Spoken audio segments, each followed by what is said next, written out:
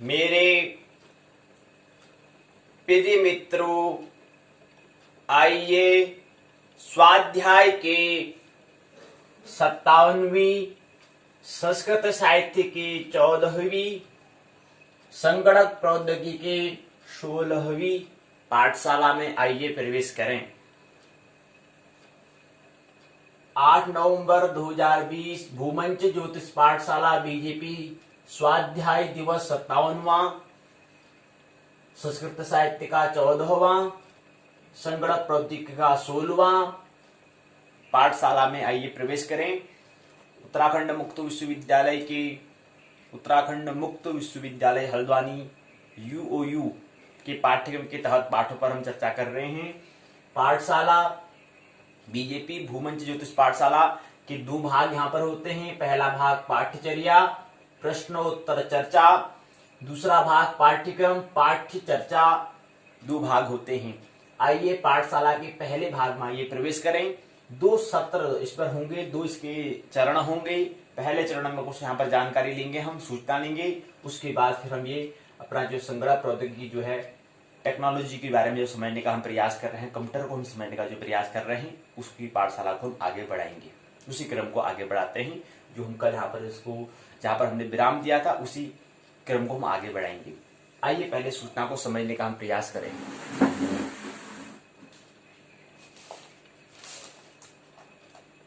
Barack Obama कुछ कहना चाह रहे हैं, आइए उनके विचार को समझने का हम प्रयास करें। अमेरिकी राष्ट्रपति, पूर्व राष्ट्रपति बराक ओबामा क्या कह रहे हैं? परिवर्तन का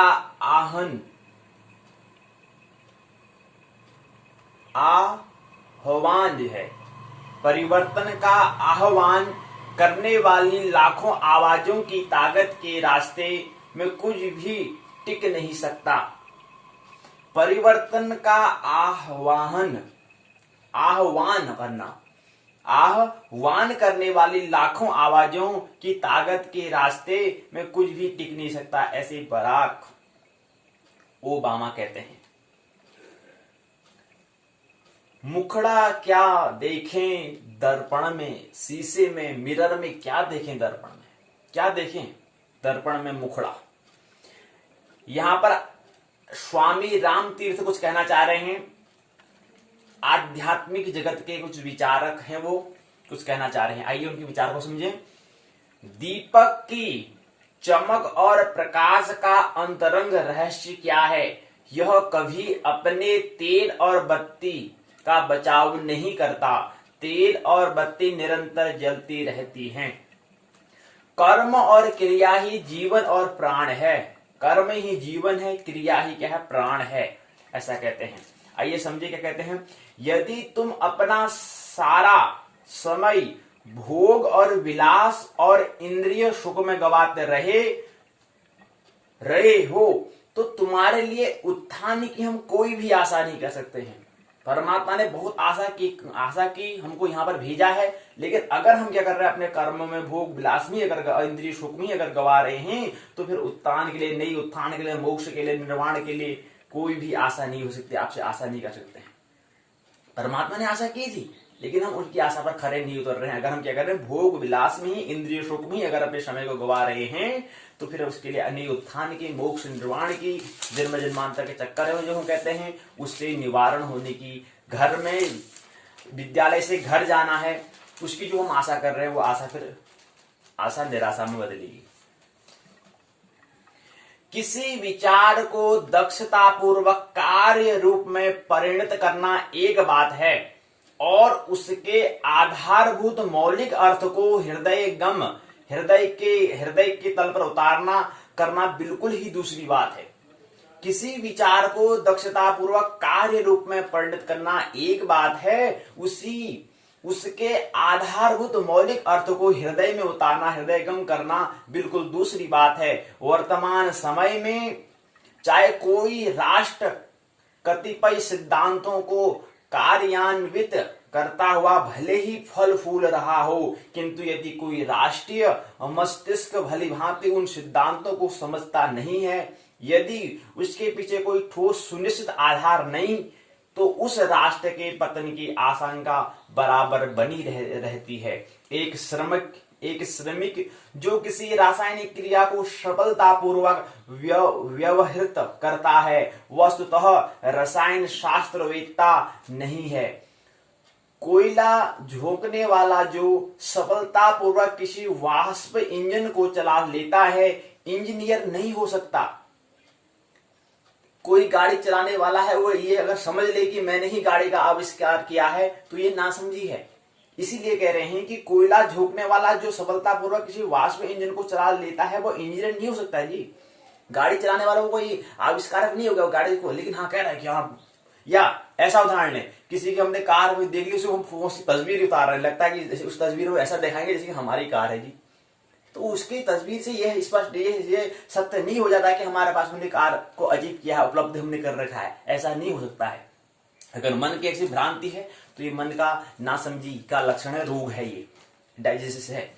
अगर हम सोचते हैं कि तस्वीर से हमारी अगर कार, हम अगर तस्वीर से ये शो करें, ये दिखा दें कि हमने कार खरीद ली, हमने कुछ उपलब्धि प्राप्त कर ली, मतलब इतनी बड़ी कार इतनी महंगी है, इसकी हमने फोटो तस्वीर उतार रहे हैं तो उसे दिखा रहे हैं कि हाँ यार हमने ले लिया है, तो ये भ्रांति है, ये रोग है। ऐसे ही कोयला झोंकने वाला जो सफलतापूर्वक किसी वाष्प इंजन को चला लेता है इंजीनियर नहीं हो सकता। क्यों? क्योंकि उसे केवल यांत्रिक अभ्यास हो गया है। आपने उस डॉक्टर की कथा पढ़ी होगी जो शरीर के क्षत विक्षत अंगों को पूरे एक सप्ताह तक रेशमी पट्टी से बांधकर अच्छा किया करता था, किंतु नित्य उसे अपनी तलवार से छूना अनिवार्य मानता था। पट्टी के द्वारा बाहरी गर्द से रक्षा हो जाने के कारण घाव अच्छे हो जाते थे, किंतु वह कहता था कि उसकी तलवार के स्पर्श में ही घावों को ठीक करने के लिए कर देने की अद्भुत शक्ति है। उसके रोगियों को भी ऐसा ही विश्वास हो गया था, लेकिन इस अंधविश्वास भरी कल्पना से विविशों रोगियों को सफलता असफलता के सिवा कुछ हाथ नहीं लगा। असफलता के सिवा कुछ हाथ नहीं लगा। क्यों? क्योंकि उनके घावों में पट्टी के साथ साथ अन्य उपचार की भी आवश्यकता थी जी। एक बात महत्वपूर्ण शब्द समझना है, एक शब्द होता है कष्ट, एक शब्द होता है दुख। कष्ट और दुख में क्या अंतर है? कभी आपने विचार किया? कष्ट जो है और दुख में क्या अंतर है? अगर आपसे कोई पूछ दिया जाए कष्ट किसे होता है, दुख किसे होता है, इन दोनों शब्दों में क्या भेद है, क्या अंतर है? कष्ट किसे होता है, दुख किसे होता है? कष्ट में जब होता है शरीर में, जब कोई घटना, जब क्रिया जब हो जाती है, जब दुर्घटना शरीर का कोई क्षति हो जाती, शरीर में कोई क्षति हो जाती है, हानि हो जाती है, जैसे हाथ कट जाता है, तो वो क्या है? कष्ट है जी। वो कष्ट हो गया, लेकिन इसी कष्ट को हम दुख बना सकते हैं। तो कहने का मतलब है कि जो अमीर लोग हैं वो दुखी हैं, लेकिन जो गरीब लोग हैं कष्ट में है जी। उनको पास तो पैसा ही नहीं है तो कष्ट है उनके लिए। पैसा मतलब वस्तु, जो चीज वस्तु की कमी है, इसलिए वो क्या है? कष्ट में जी रहे हैं जी। उनका वस्तु ही नहीं प्राप्त करेंगे। अमीर लोग क्या है? दुखी हैं जी, मन का उपचार नहीं हो पा रहा है जी। और इसके आगे अवस्था आती है सुख की अवस्था आती है जी, उसके आगे अवस्था आती है शांति की अवस्था आती है जी, उसके बाद आगे अवस्था आनंद की आती है जी। वो आनंद का तो कुछ पता ही नहीं है जी। कष्ट को ही हमने दुख समझ लिया है, दुख को ही हमने सुख समझ लिया है, सुख को ही हमने आनंद समझ लिया है जी। ये ना समझी का उदाहरण है जी। समझो कष्ट और दुख में क्या भेद है। तो कोई, इसलिए उपचार हमें क्या करना है? कष्ट का, अगर हमें कोई शरीर में क्षति हो गया है तो हमें उपचार के लिए हमें डॉक्टर के पास जाना पड़ेगा जी। और कष्ट दुख हो गया तो हमें जाना पड़ेगा मनोविज्ञान के मेरे पास, मनोवैज्ञानिक के पास जाना पड़ेगा, वहां पर मन का इलाज वो करेगा। और सुख का अगर हमें इलाज करना है तो हमें कहां जाना पड़ेगा जी? वही जाना पड़ेगा हमें, अध्यात्म जगत में जाना पड़ेगा, अध्यात्म गुरु के पास जाना पड़ेगा। वहां पर सुख की भी उपचार होगा, तब जाकर तुम्हें सुख के बाद शांति, शांति के बाद तब जाकर आनंद का स्वाद मिलेगा जी, उससे पहले नहीं। तो पट्टी के साथ अन्य उपचार की भी आवश्यकता होती है, इसलिए पट्टी उपचार एक ही शरीर से जो कष्ट को निवारण के लिए ही नहीं, उसके अंदर जो मन है उसका भी उपचार हमें करना है, इसलिए वो आवश्यकता है, अन्य उपचार की भी आवश्यकता होती है। अतएव प्रत्येक वस्तु के संपादन में यह परम आवश्यक है कि यथार्थ सिद्धांत और यथार्थ व्यवहार समन्वित रहे। सफलता का भेद एक खुला हुआ भेद है। इस विषय पर प्रत्येक व्यक्ति कुछ न कुछ कह सकता है। कल कल निनाद से बहने वाली निर्झर और एक स्थान में बद्ध रहने वाला तालाब रोज अपनी मूक किंतु असंदिग्ध भाषा में हमें निरंतर एक ही उपदेश दिया करते हैं। और अहर्निश काम करो। प्रकाश हमें देखने की शक्ति प्रदान करता है। प्रकाश ही प्राणी मात्र का प्राण है और प्रमुख जीवन आधार है। दीपक की चमक और प्रकाश का अंतरंग रहस्य क्या है? यह कभी अपने तेल और बत्ती का बचाव नहीं करता। तेल और बत्ती अथवा उसकी क्षुद्र आत्मा निरंतर जलती रहती है, तभी उसका प्राकृतिक परिणाम होता है। प्रकाश और ताप, कभी आपने गौर किया? एक होता है तालाब, एक होता है कुआं, एक होता है हौज, एक होता है हौज, एक होता है कुआं। कुआं और हौज में क्या अंतर है, क्या भेद है? गौर किया आपने? कुआं और हौज में, कुआं हमने पृथ्वी के अंदर जब जल है, हम कहते हैं ना पृथ्वी में 70% से ज्यादा क्या है, जल है।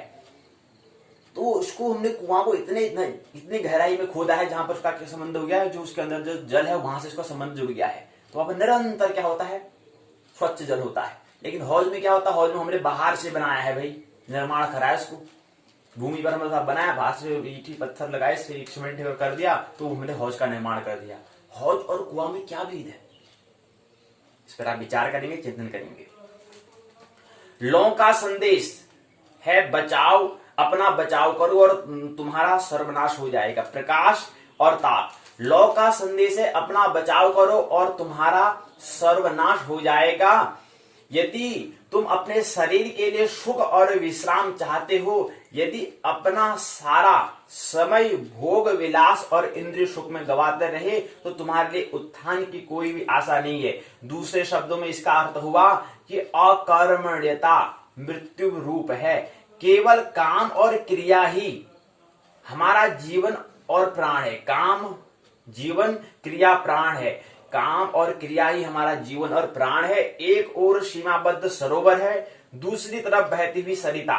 बहती हुई नदी का जल स्वच्छ, तरोताजा, निर्मल, पीने योग्य और चित्ताकर्षक रहता है। इसके विपरीत सीमाबद्ध तालाब का जल गंदा, वही हम बात करें ना, हौज और कुएं की बात हो रही, वही यहाँ पर इसका तुलना हम कर रहे हैं तालाब से और सरोवर से कर रहे हैं। वो हम हौज की बात कर रहे हैं, कुएं की बात कर रहे हैं, बात एक ही है। बहती हुई नदी का जल स्वच्छ, तरोताजा, निर्मल और पीने योग्य और चित्त को आकर्षक रहता है। इसके विपरीत सीमाबद्ध तालाब का जल गंदा, बदबूदार और चिपचिपा वाला होता है। यदि तुम सबलता चाहते हो तो सरिता के निरंतर गति का अनुसरण करो। जो मनुष्य अपने तेल और बत्ती का व्यय न करेगा, अपितु उसकी रक्षा में ही अपना सारा समय लगा देगा, उसके लिए आशा का कोई मार्ग नहीं है। नदी की नीति को ग्रहण करो, जो सदा आगे बढ़ती ही रहती है, जो सदैव अपने आप को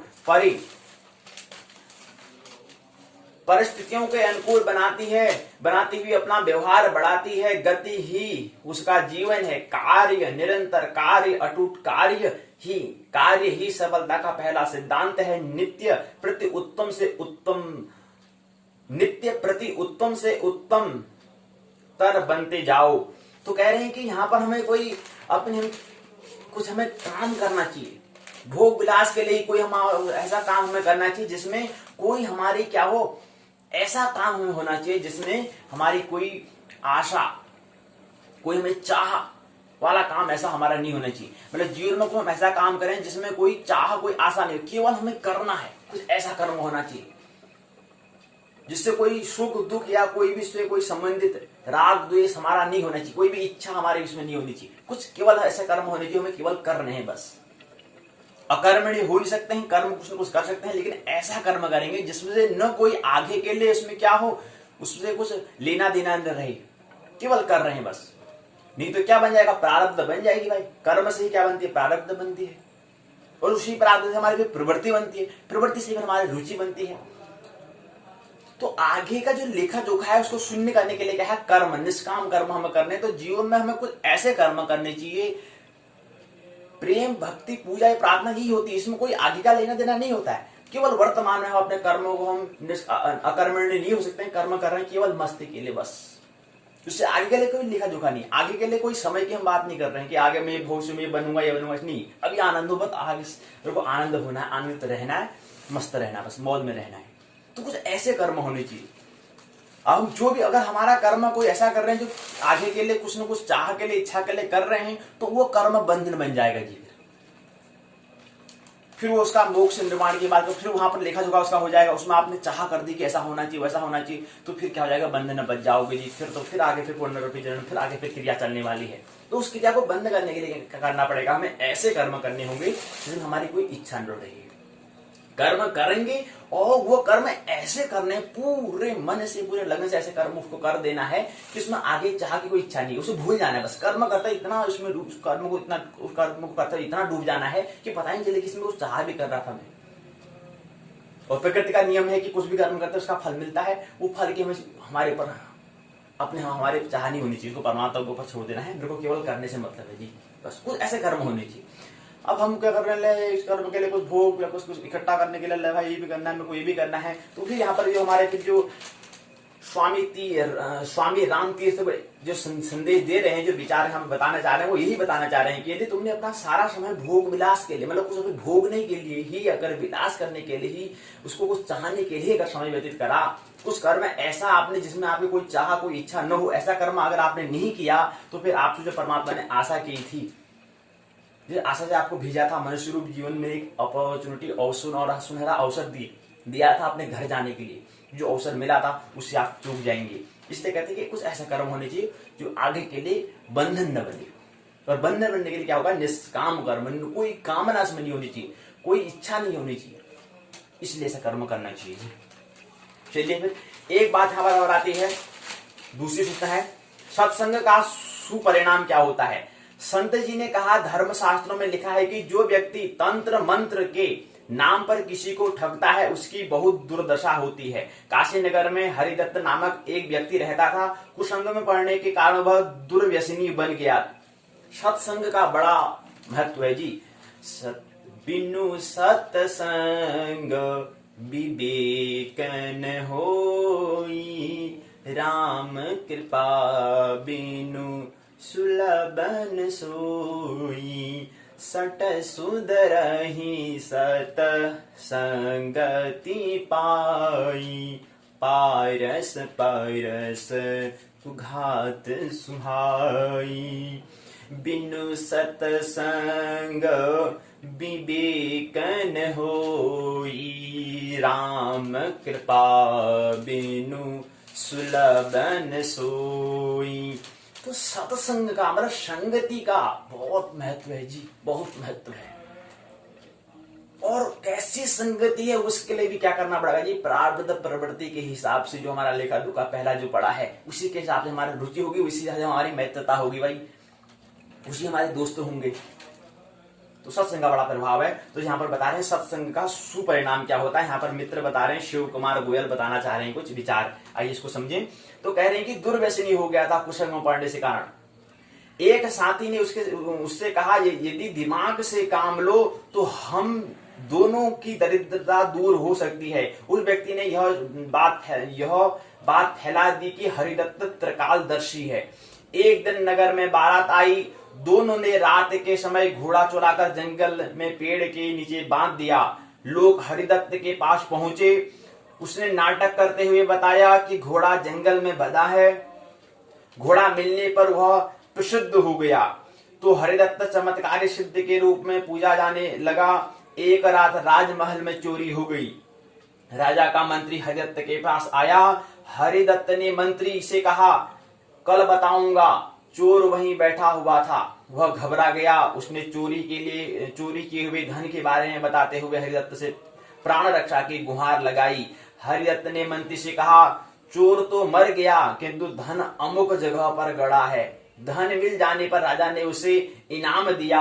हरिदत्त एक संत के प्रति श्रद्धा रखता था। संत जी को उसकी ठगी का पता चल गया तो वह दुखी हुए। वह नगर में पहुंचे, हरिदत्त दर्शन के लिए आया। संत जी ने कहा, जो व्यक्ति तंत्र मंत्र के नाम पर किसी को ठगता है उसकी बहुत दुर्दशा होती है। इतना सुनकर उसने ठगी का धंधा बंद कर दिया। ये होता है सत्संगति का भाई, ये होता है दूसरे के प्रभाव के, दूसरे के संग में रहने से बड़ा प्रभाव होता है जी। सत्संग बहुत बहुत महत्वपूर्ण शब्द है। कभी आपने गौर किया, सत्संग, संग शब्द आपने सुना होगा, संग मतलब साथ होना, और सत्संग लिखा है। सत्संग मतलब जो सत्य की ओर, जो हमें क्या करे, प्रकाश की ओर, जो हमें सत्यता की ओर जो हमें ले जाए, ऐसा संग जो हमें सत्य की ओर हमें ले जाए, वह है सत्संग। तो इसलिए महत्वपूर्ण गोस्वामी तुलसीदास जी क्या कहते हैं, बिनु सत्संग, बिना सत्संग के विवेक नहीं होता है। बुद्धि होती की बात नहीं कर रहे हम, हृदय की बात कर रहे हैं। बिनु सत्संग विवेक न होई, राम कृपा बिनु सुलभ न सोई। और राम की कृपा भाई, राम कृपा बहुत महत्वपूर्ण शब्द है। राम कृपा मतलब परमात्मा की कृपा, परमात्मा। बिनु सत्संग विवेक न होई, राम कृपा बिनु सुलभ न सोई। और राम कृपा से ही क्या हो सकता है, सुलभ हो सकता है। राम कृपा मतलब परमात्मा की कृपा से। तो ये दो सूचना हमने लेने का प्रयास किया। आइए हम एक बात और समझ लें। घर की फुटन में पड़ी औरतें जिंदगी काटती हैं, मर्द की मोहब्बत में मिला काल का काला नमक चाटती हैं। जीती जरूर हैं, जीना नहीं चाहती, मात खाती हैं, मात देना नहीं जानती। ऐसा मित्र केदारनाथ अग्रवाल कहते हैं। शिलालेख में कहते हैं कि घर की फुटन में पड़ी औरतें जिंदगी काटती हैं, मर्द की मोहब्बत में मिला काल का काला नमक चाटती हैं। जीती जरूर हैं, जीना नहीं जानती, मात खाती हैं, मात देना नहीं जानती। मित्र केदारनाथ अग्रवाल ऐसा यहाँ पर शिलालेख में बताते हैं। आइए हम यहाँ पर दूसरे चरण में आइए प्रवेश करें। दूसरा चरण है, हम यहाँ पर संगणक प्रौद्योगिकी की बात कर रहे हैं जी। आज तक हम यहाँ पर आज 16वीं पाठशाला में जाएंगे, लेकिन आज तक चिंटू भी बहुत आज प्रश्न नहीं पूछ पाया। इतने दिन से एक प्रश्न ख्याल नहीं आया कि आखिर संगणक जो कंप्यूटर का आविष्कार कब हुआ, कौन से मित्र ने इस कंप्यूटर का आविष्कार किया, आज से कितने वर्ष पहले कंप्यूटर अस्तित्व में आया, आविष्कार करने वाला कौन है, इसके बारे में चिंटू ने भी प्रश्न नहीं पूछा जी। लेकिन आज चिंटू आखिरकार चिंटू के मन में प्रश्न आ गया। चिंटू ने पूछ दिया, गुरुजी बताओ कंप्यूटर का आविष्कार कब हुआ। 15 दिन से हम इस कंप्यूटर के बारे में समझने का प्रयास कर रहे हैं। आज पहले मेरे को बताओ कि कंप्यूटर का आविष्कार कब हुआ है और किन मित्र ने इसका आविष्कार किया है, इसके बारे में पहले बताओ। ये पहले प्रश्न का मेरे को उत्तर दो। अच्छा जी, चिंटू बताते हैं इसका उत्तर क्या है। इसका आविष्कार 19वीं शताब्दी में 1822, आज से 198 वर्ष पूर्व मित्र जो है जिनने आविष्कार किया, मित्र का नाम है चार्ल्स बेबेज, मित्र का नाम है। इनने क्या करा है, कंप्यूटर का आविष्कार किया है जी। 822 जो है यानी कि 198 वर्ष हो जाते हैं। आज से 198 करीब 2 सदी हो चुके हैं। 2 सदी से कंप्यूटर का करीब 2 सदी हो चुके हैं। 2 सदी से कंप्यूटर का क्या अस्तित्व में आया हुआ समय हो चुका है। समय अवधि कितनी हो चुकी है, करीब 2 सदी। 1 सदी की होती है 100 साल की, 200 साल की हम बात करेंगे 198 करीब 200 के करीब है। 2 सदी होने वाला है जी कंप्यूटर का आए हुए, टेक्नोलॉजी को आए हुए, मतलब कंप्यूटर को, संगणक को आए हुए जी।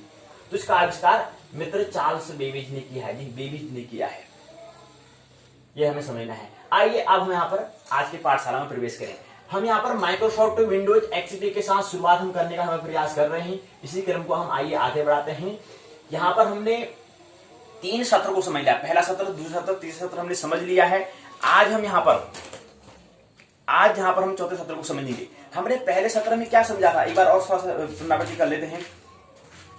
पहले सत्र में हमने स्टार्ट मेन्यू का प्रयोग कैसे करना है, ये हम समझने का हम प्रयास कर रहे थे। हम यहाँ पर टॉपिक, हमारा जो अध्याय कौन सा है, 5वां है। माइक्रोसॉफ्ट विंडोज एक्सपी के साथ शुरुआत कीजिए। 5वां अध्याय है। कौन सा है, 5वां अध्याय है। 4 अध्याय हमने पूर्ण कर लिए इस पुस्तक के माध्यम से। 5वां अध्याय है getting started with Microsoft Windows XP. ये हमारा 5वां अध्याय। इसके अंदर सत्र 1 हमने पहले समझा। सत्र 1 में हमने स्टार्ट मेन्यू का प्रयोग। स्टार्ट मेन्यू मतलब शुरू करना, मेन्यू मतलब होता है सूची। तो जो हमारी सूची है का प्रयोग हमें कैसे करना है, यूजिंग द स्टार्ट मेन्यू। जो हमारी सूची है उसको हम कैसे शुरू करना चाहिए, कैसे इसको उपयोग हमें अपना जीवन में लाना है, कैसे इसको प्रारंभ करना है, इसको हमने पहले सत्र में समझा। उसके बाद इसके अंदर हमने स्टार्ट मेन्यू के अंदर जो हमारा जो सूची होती है उस सूची में हमारे माई document, my document, my pictures, my music, my network place, control panel, printer fax, help और सपोर्टेड सर्च और रन के बारे में हमने समझने का प्रयास पहले सत्र में किया था। दूसरे सत्र में हमने विंडोज में सहायता प्राप्त करना, ये हमने समझने का प्रयास यहाँ पर किया। अपडेटिंग हेल्प ऑन विंडोज, ये हमने सत्र 2 में। सत्र 3 में हमने समझने का प्रयास किया कि सेटिंग को बदलना। सेटिंग हम कहते हैं सेट मैंने होता है समुच्चय। तो ऐसे हमारा जो समुच्चय है, जो हमारा क्या है ग्रुप है, उसको समूह को कैसे बदलते हैं वो हम उसको यहाँ पर बदलना का प्रयास यहाँ पर करते हैं। उसके बाद यहाँ पर प्रिंटर को कैसे जोड़ते हैं, हम कहते हैं कोई भी हम क्या फोटो या कोई भी हम निकालते हैं जो हमारा कोई कंप्यूटर के अंदर है, उसको प्रिंट कैसे बाहर आ जाती है, वो किसके माध्यम से वो बाहर आ जाती है, वो आती है प्रिंटर के माध्यम से। लेकिन वो साइबर कैफे में जब जहां जाते हैं तो वहां पर वो कैसे जोड़ा होगा प्रिंटर को, तो कैसे उन्हें जोड़ा, कंप्यूटर से कैसे जोड़ा, उनको कैसे उन्हें ऐड किया, ये हमने समझने का प्रयास कल के सत्र में किया था। उसके बाद हमने आगे बढ़े थे, इसी हमारे तस्वीर है इसके माध्यम से हमें समझाने का प्रयास किया। इसी क्रम में आगे फिर प्रोग्राम को कैसे जोड़ते हैं। प्रोग्राम मतलब होता है कार्यक्रम को जोड़ना और हटाना, हम कैसे इसको जोड़ना है, कैसे इसको एडिंग करना है, कैसे इसको रिमूविंग करना है, ये हमने समझने का प्रयास कल की पाठशाला में, कल जो पाठशाला थी वहां पर समझने का हमने प्रयास किया था। इसके बाद हमने टास्क मैनेजर के साथ कैसे कार्य करना है, working with the task manager के बारे में हमने समझने का प्रयास किया। मैनेजर का मतलब होता है प्रबंधन करने वाला, इसलिए प्रबंधक जो उसको कार्य करता है, कैसे प्रबंध करता है, उसके बारे में हमने समझने का प्रयास कल की पाठशाला में किया। आइए आज की पाठशाला में चौथे सत्र और पांचवें सत्र को लेते हैं और यहीं पर पांचवा अध्याय माइक्रोसॉफ्ट विंडोज एक्सपी के साथ जो शुरुआत की है, यहीं पर ये पांचवा अध्याय आज की पाठशाला में पूर्ण हो जाएगा। कल की पाठशाला में अगले पाठशाला हम अगले अध्याय में प्रवेश करेंगे। अगला अध्याय जो रहेगा, अगला अध्याय क्या है था उसको भी समझ लें। अगला अध्याय है माइक्रोसॉफ्ट विंडोज एक्सपी में डाटा को व्यवस्थित करना, organising data in Microsoft Windows XP में। कैसे माइक्रोसॉफ्ट विंडोज जो है यानी कि MS विंडोज जो है एक्सपी में डाटा को कैसे व्यवस्थित करते हैं, ये कल के अध्याय में, छठे अध्याय में समझने का हम प्रयास करेंगे। आइए पहले सत्र चौथा और पांचवा को समझने का प्रयास करते हैं। सत्र चौथा है कि विंडोज में, सत्र चौथा क्या है, यूजिंग एप्लीकेशन इन विंडोज में अर्जी। यहाँ पर एप्लीकेशन शब्द आया हुआ है। कभी आप विद्यालय जाते हैं तो वहां पर अगर आप छुट्टी लेना जाते हैं तो वहां पर आपको अर्जी देनी पड़ती है, एप्लीकेशन लगानी पड़ती है जी। तो ऐसे ही अर्जी हम यहाँ पर कह रहे हैं, एप्लीकेशन दो भाई कि आज मैं स्कूल नहीं, आज स्कूल में बुखार आने के कारण, जो भी आपकी परिस्थिति है उसके कारण को आप क्या देना होगा, स्कूल में अर्जी आपको देनी होगी, एप्लीकेशन आपको देनी होगी। तो ऐसे यहाँ पर पहला जो टर्म्स है वो है यूजिंग एप्लीकेशन। सत्र चौथे और पांचवें में जो हमारे जो टर्म्स हैं, जो तथ्य हैं, उसको समझने का हम प्रयास कर रहे हैं। तो पहला जो चरण इसमें होगा using application in Windows. Application मतलब होता है, हम कहते हैं एप्लीकेशन मतलब अर्जी होता है, अर्जियों। तो यहाँ बन जाएगा विंडोज में जो हमारी खिड़की जो यहाँ पर दिया हुआ है उसमें अर्जियों के उपयोग कैसे हैं, कैसे इसको उपयोग में लाते हैं, उसको समझने का प्रयास। उसके बाद दूसरा होता है स्कूल न आने पर हम अर्जी दे देना, विद्यालय में हम कहते थे तो वो एप्लीकेशन कहते हैं। और यहाँ पर एप्लीकेशन में ऐप यहाँ पर हम कहते हैं अप। तो अप से मैंने हमने कहा था अप दीपो हुआ, कल हमने बात की थी। अगर हम सॉल्ट कहते हैं ना ऐप, एपीपी कह देते हैं। और यहाँ पर आपने देखा होगा ए और बाद में 2 पी आया है, क्यों? क्योंकि यहाँ पर ए जो है क्या वोवल है अर्थात स्वर है, और पी क्या है कॉन्सोनेंट अर्थात व्यंजन है। अंग्रेजी ग्रामर के नियमों के अनुसार क्योंकि यहाँ पर स्वर है, स्वर के बाद आगे क्या है व्यंजन है, इसलिए यहाँ पर एक के बाद जो व्यंजन आ रहा है उसके ग्रामर के नियम अनुसार यहाँ पर पी का क्या हो जाएगा, 2 बार पी हम लिखेंगे। चिंटू पूछता है कि 2 बार पी लिखने की क्यों आवश्यकता है, आखिर क्यों लिखते हैं? जो एक पी काम नहीं चल जाता, लेकिन कुछ न कुछ यहाँ पर अंग्रेजी ग्रामर नियम होता है। वो नियम क्या है उस पर आप विचार करेंगे। यहाँ पर पी इसलिए 2 बनता है क्योंकि यहाँ पर आगे क्या है कॉन्सोनेंट है, स्वर है, वोवल है, अर्थात क्या है पीछे क्या है कॉन्सोनेंट व्यंजन है और आगे क्या है स्वर है अर्थात वोवल है। तो यहाँ पर ए के बाद आगे डबल पी बन जाएगा जी, ये प्रश्न बनना है जी। तो इसलिए यहाँ पर हम आप छोटे एप्लीकेशन को ऐप कर देते हैं बस, व्हाट्सएप। ऐप मैंने क्या होता है एप्लीकेशन होता है अर्जी कुछ टाइप का होता है। अब क्या होता है इस पर आप विचार करते रहेंगे, धीरे धीरे समझ में आएंगे, लेकिन प्रश्न शुरू कर दे। लेकिन हमने एप्लीकेशन सुना है कि स्कूल में एप्लीकेशन लिखते थे, अर्जी है, वही तो नहीं है अर्जी। इसलिए विचार करें, जहां जो हमारे विचार हमारे पास हैं उसी से हमें क्या करना प्रारंभ करेंगे। जहां तक हमारे जो विचार हमने सुने हैं उन्हीं से हमें क्या करना होगा प्रारंभ करना होगा। तो यहाँ पर यूजिंग एप्लीकेशंस इन विंडोज, तो विंडोज जो है उसमें हम यूजिंग कैसे उपयोग में लाएंगे एप्लीकेशनों को, अर्जियों को कैसे उपयोग में लाते हैं, ये हम समझने का प्रयास पहले बिंदु में। और दूसरा यहाँ पर आता है, एक आपने नाम सुना होगा ऐप से, हमने एक नाम सुना होगा अप्लाई करना। अप्लाई कहते हैं मतलब क्या करना, आवेदन करना। अप्लाई करना मतलब अर्जी देना, अप्लाई करना। तो इसे ऐप से ही एप्लीकेशन, ऐप से ही अप्लाई शब्द बना हुआ है। और अर्जी देना मतलब वहां पर क्या करना, अपना अपनी बताना कि हम भी हैं, आवेदन करना, हम भी क्या है पृथ्वी में, हम भी हैं भाई, एक लोग हम भी यहाँ पर आते हैं। तो इसलिए एप्लीकेशन अर्जी देना चाहिए, तो इसलिए अपना आप यहाँ पर सूचना देना कि मैं भी हूं। दूसरा हम बिंदु रहेगा ओपनिंग एन एप्लीकेशन, किसी अर्जी को खोलना, कि कोई भी अर्जी जो है, जो एप्लीकेशन है, जो अर्जी है, उसको कैसे खोलेंगे हम, उसको हम दूसरे टर्म्स पर, दूसरे तथ्य पर देखेंगे। तीसरा तथ्य रहेगा यूजिंग दी प्रोग्राम्स मेन्यू जो है, जो हम करेंगे यूजिंग मैंने होता है उपयोग, दी प्रोग्राम मतलब होता है कार्यक्रम से, प्रोग्राम से यहाँ पर एस शब्द लगा है तो प्रोग्राम से मतलब कार्यक्रमों बन जाएगा, प्रोग्राम मतलब कार्यक्रम, प्रोग्राम से मतलब कार्यक्रमों बन जाएगा। मेन्यू मतलब होता है सूची, कार्यक्रमों की सूची का उपयोग हमें कैसे करना है ये हम समझने का प्रयास तीसरे तथ्य पर करेंगे। चौथा तथ्य रहेगा यूजिंग मतलब अपना उपयोग करना, दी रन क्या होता है, रन मतलब क्या है, दौड़ना।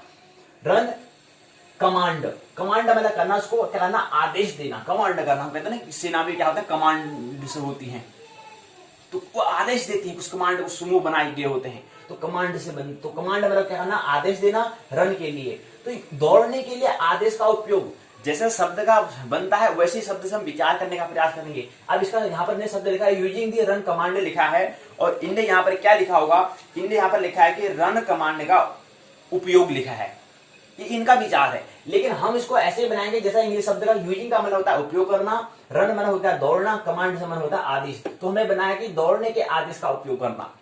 ऐसी कुछ वहां पर कंप्यूटर में कुछ प्रोग्राम दौड़ते होंगे, उनको कैसे उपयोग लाएं, कुछ दौड़ है उसको कैसे हम अपने उपयोग में क्या लाना है, उसको हम समझने का प्रयास चौथे तथ्य में करेंगे, चौथे तथ्य में करेंगे। पांचवा तथ्य यूजिंग कैलकुलेटर, गणक का उपयोग। जी कैलकुलेटर आ गया शब्द भाई, कैलकुलेटर का मतलब क्या होता है, यहाँ पर कंप्यूटर है, कंप्यूटर को हम गणक कहते हैं, संगणक कहते हैं कंप्यूटर को, और यहाँ पर जो कैलकुलेटर है उसको गणक कहते हैं। यानी कि कंप्यूटर में भी क्या होता है, गणना ही होती है, और जो हमारा कैलकुलेटर है उसमें भी गणना होती है, लेकिन कैलकुलेटर में गणना छोटी छोटी होती है, सूक्ष्म होती है। इसको हम सूक्ष्म कैलकुलेटर भी कह सकते हैं, सूक्ष्म गणक भी कह सकते हैं, या लघु गणक भी इसको हम कह सकते हैं। लेकिन इसको संगणक इसलिए कहा क्योंकि इसमें कंप्यूटर की गणना कुछ विशेष ज्यादा विस्तृत होती है, दीर्घ होती है, इसलिए हम संगणक इसको कहते हैं। तो कंप्यूटर का मतलब होता है संगणक हिंदी में, और कैलकुलेटर का मतलब होता है गणक, ये हमें समझना है। तो गणक को गणक का उपयोग कैसे करना है, कैसे हम गणना हम करते हैं, उसके लिए हमें यूजिंग कैलकुलेटर ने लिखा है। तो गणक का कैसे उपयोग करना है ये हम समझने का प्रयास पांचों टर्म्स में करेंगे। उसके बाद यहाँ पर आता है कि जो गणक जो कैलकुलेटर है वो कब अस्तित्व में आया। जी यहाँ पे लिखा है गणक को प्रारंभ करने के लिए गणक की सहायता से साधारण गणना करने में, ये हम बता रहे हैं। ठीक है, गणक को प्रारंभ करने के लिए पहला बिंदु ये रहेगा। दूसरा ये हम यूजिंग कैलकुलेटर के अंतर्गत समझने का प्रयास करेंगे। गणक को प्रारंभ करने के लिए गणक की सहायता से साधारण गणना करना, इसको हम समझने का प्रयास यहाँ पर करेंगे। अब आता है कि हम कैलकुलेटर अर्थात गणक की हम बात कर रहे हैं, तो कैलकुलेटर का आविष्कार किसने किया और कब किया, आज से कितने साल पहले हुआ।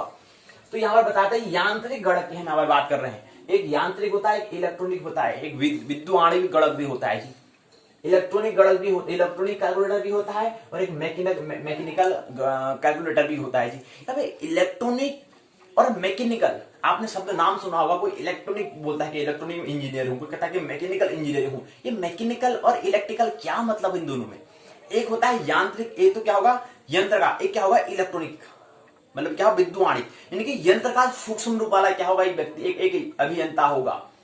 एक ऐसा इंजीनियर मतलब अभियांत्रिक जो है वो क्या होगा, एक तो उसका मतलब पदार्थ का सूक्ष्म रूप का काम कर रहा होगा, एक पदार्थ का ही रूप कर रहा होगा, पदार्थ का बड़ा रूप अर्थात पदार्थ इसको यंत्र में यांत्रिक कहता है, उसको कहते हैं, इसको मैकेनिकल कहते हैं।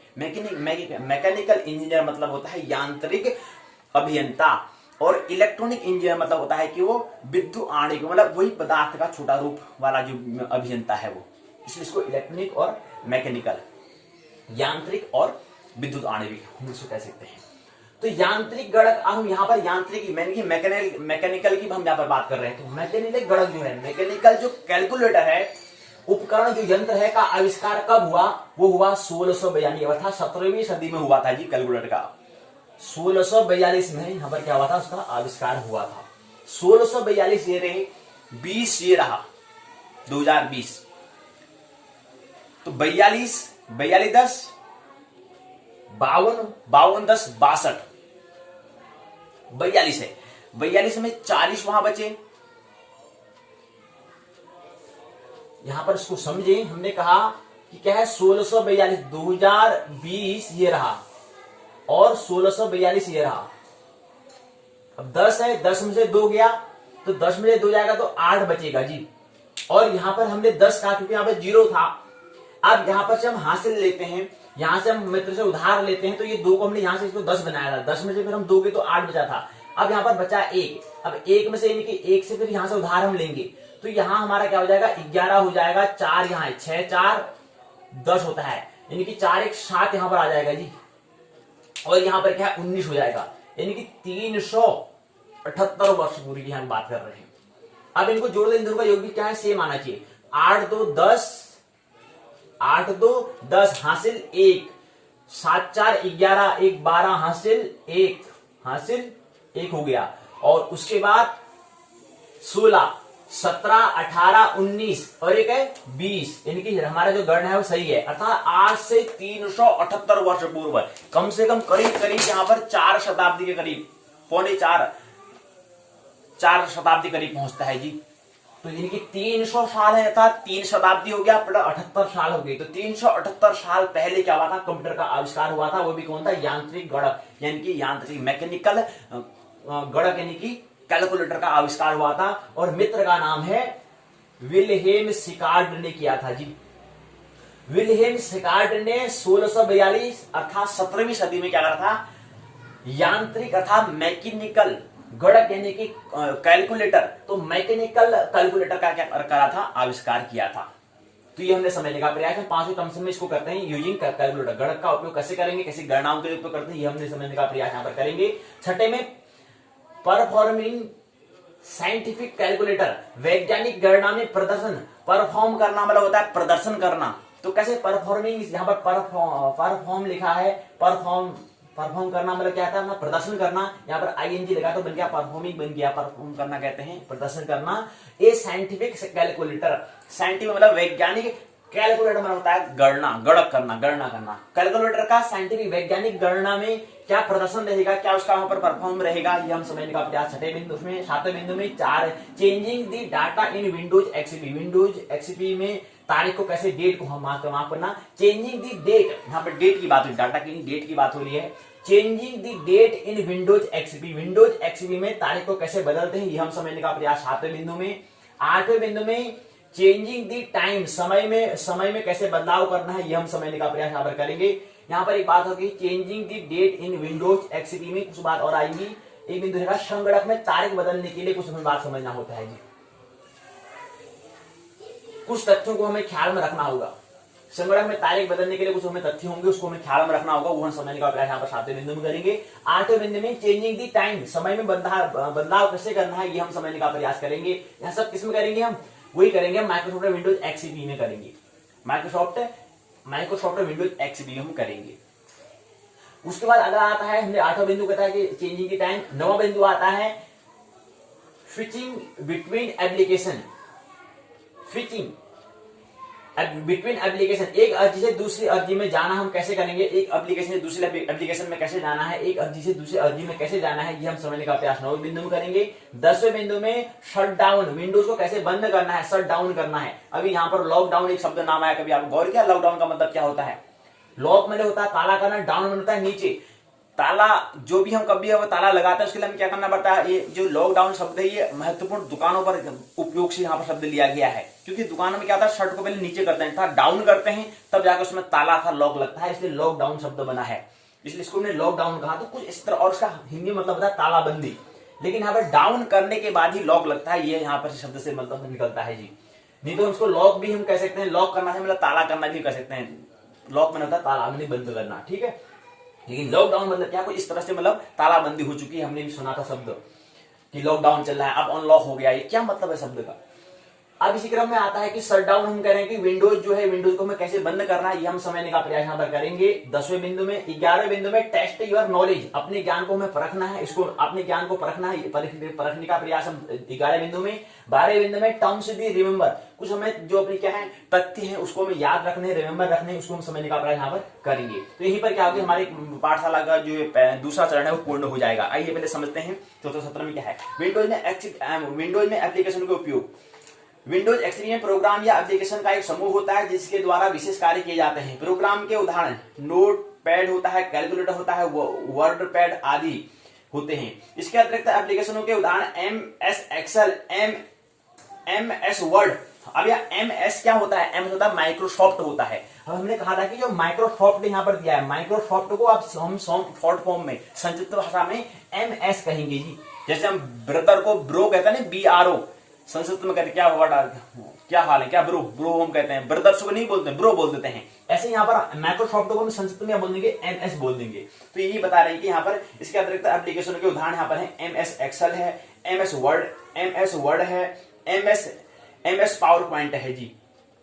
इसको हम विंडोज में एप्लीकेशन का उपयोग हमें कैसे करना है यह समझने का प्रयास। उसके बाद दूसरा अगला बिंदु है किसी एप्लीकेशन को खोलना, स्टार्टिंग एन एप्लीकेशन। आप विंडोज में किसी एप्लीकेशन को स्टार्ट मेन्यू अर्थात मेन्यू मतलब सूची होता है कि ऑल प्रोग्राम्स उप मेन्यू से या रन कमांड से शुरू कर सकते हैं।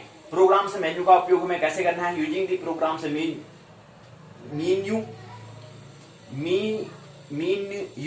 होता है। तो विंडोज एक्सपी में इंस्टॉल किए गए प्रोग्राम्स को स्टार्ट मेन्यू में ऑल प्रोग्राम्स उप मेन्यू से आसानी से एक्सेस किया जा सकता है। उदाहरण के लिए बताने का प्रयास यहाँ पर नोटपैड एक एप्लीकेशन है जिसका प्रयोग हम टेक्स्ट फाइलों को बनाने और संशोधन करने में हम करते हैं। ऑल प्रोग्राम्स का प्रयोग करके नोटपैड को खोलने के लिए स्टार्ट मेन्यू पर क्लिक हमें करना चाहिए। उसके बाद पॉइंटर को ऑल प्रोग्राम्स पर हमें ले जाना चाहिए, तब ऐसे सीरीज पर पॉइंट करके नोटपैड पर हमें क्लिक करना चाहिए। इससे नोटपैड एप्लीकेशन क्या है विंडो में खुल जाती है, वो विंडो जो है वो खुल जाती है, खिड़की खुल जाती है। जैसे हम खिड़की खोलते हैं ना ऐसे करके, तो वैसे यहाँ पर खिड़की खुल जाएगी। अच्छा, अगला बिंदु आता है रन कमांड, मतलब क्या आता है यूजिंग दी रन कमांड होता है। कैसे हमें उपयोग करना है रन कमांड की हम बात कर रहे हैं।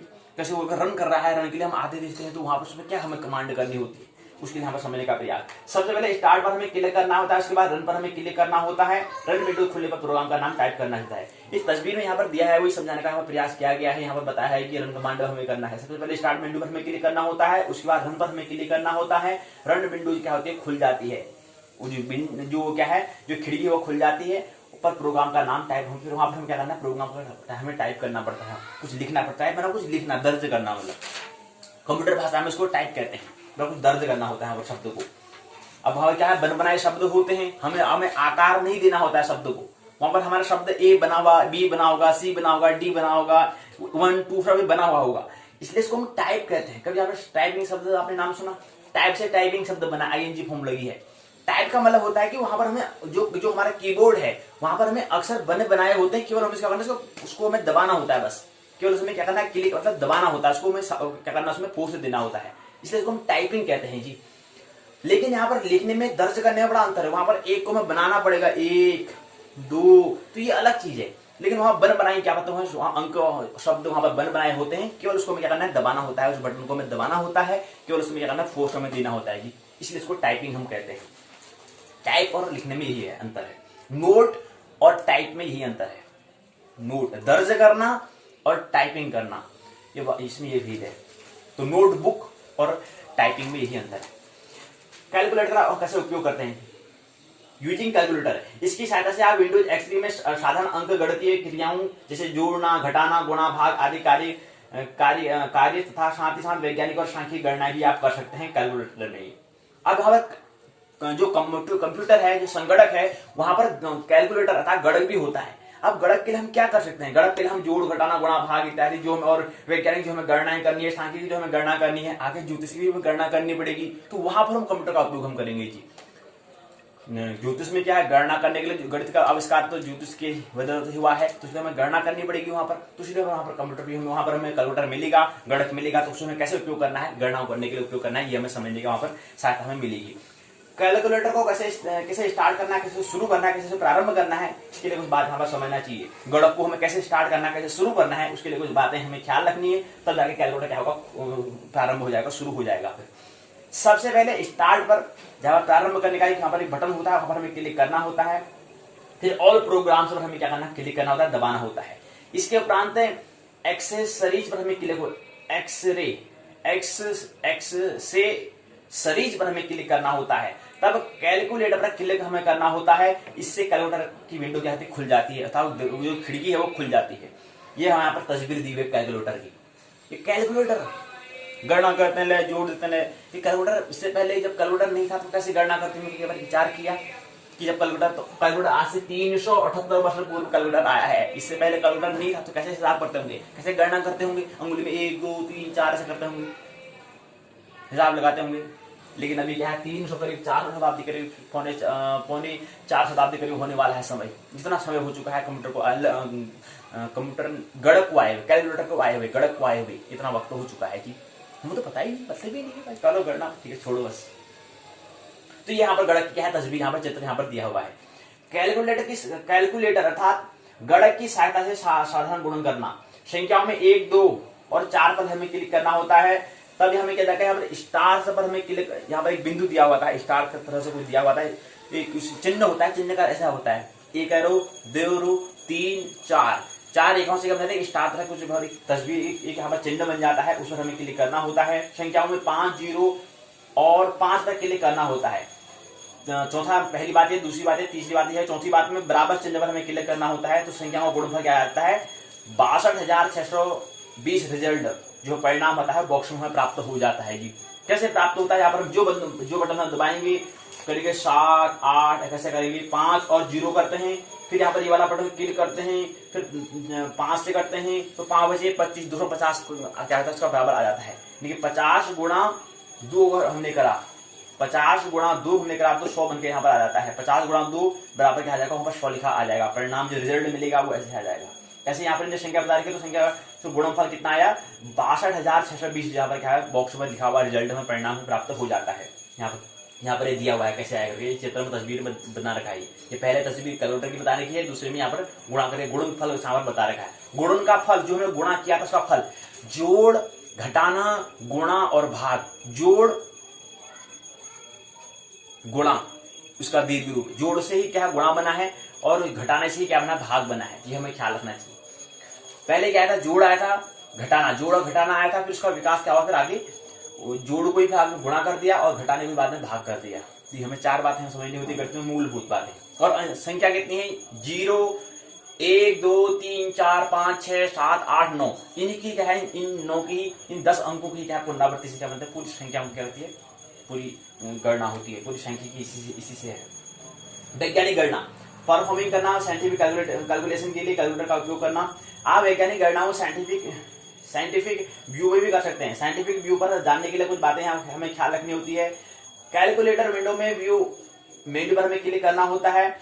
साइंटिफिक पर हमें क्लिक करना होता है, वहां पर बटन दबाना होता है। इससे जो कैलकुलेटर हमें दिखाई देगा वो वैज्ञानिक और सांख्यिक गणना करने में क्या होता है, सक्षम होता है। ये हमें समझने का प्रयास। यहाँ पर तस्वीर यहाँ पर दी हुई है, ये वाली है, साइंटिफिक गणना हमें करनी है, तो ये हमें तस्वीर यहाँ पर दी हुई, चित्र हमें यहाँ पर दिया गया है। वैज्ञानिक गणना के लिए किसी संख्या का त्रिघात करने के लिए हमें क्या करना होता है, त्रिघात ज्ञात करने के लिए क्या करना होता है, उसके लिए भी यहाँ कुछ नियम दिए हुए हैं।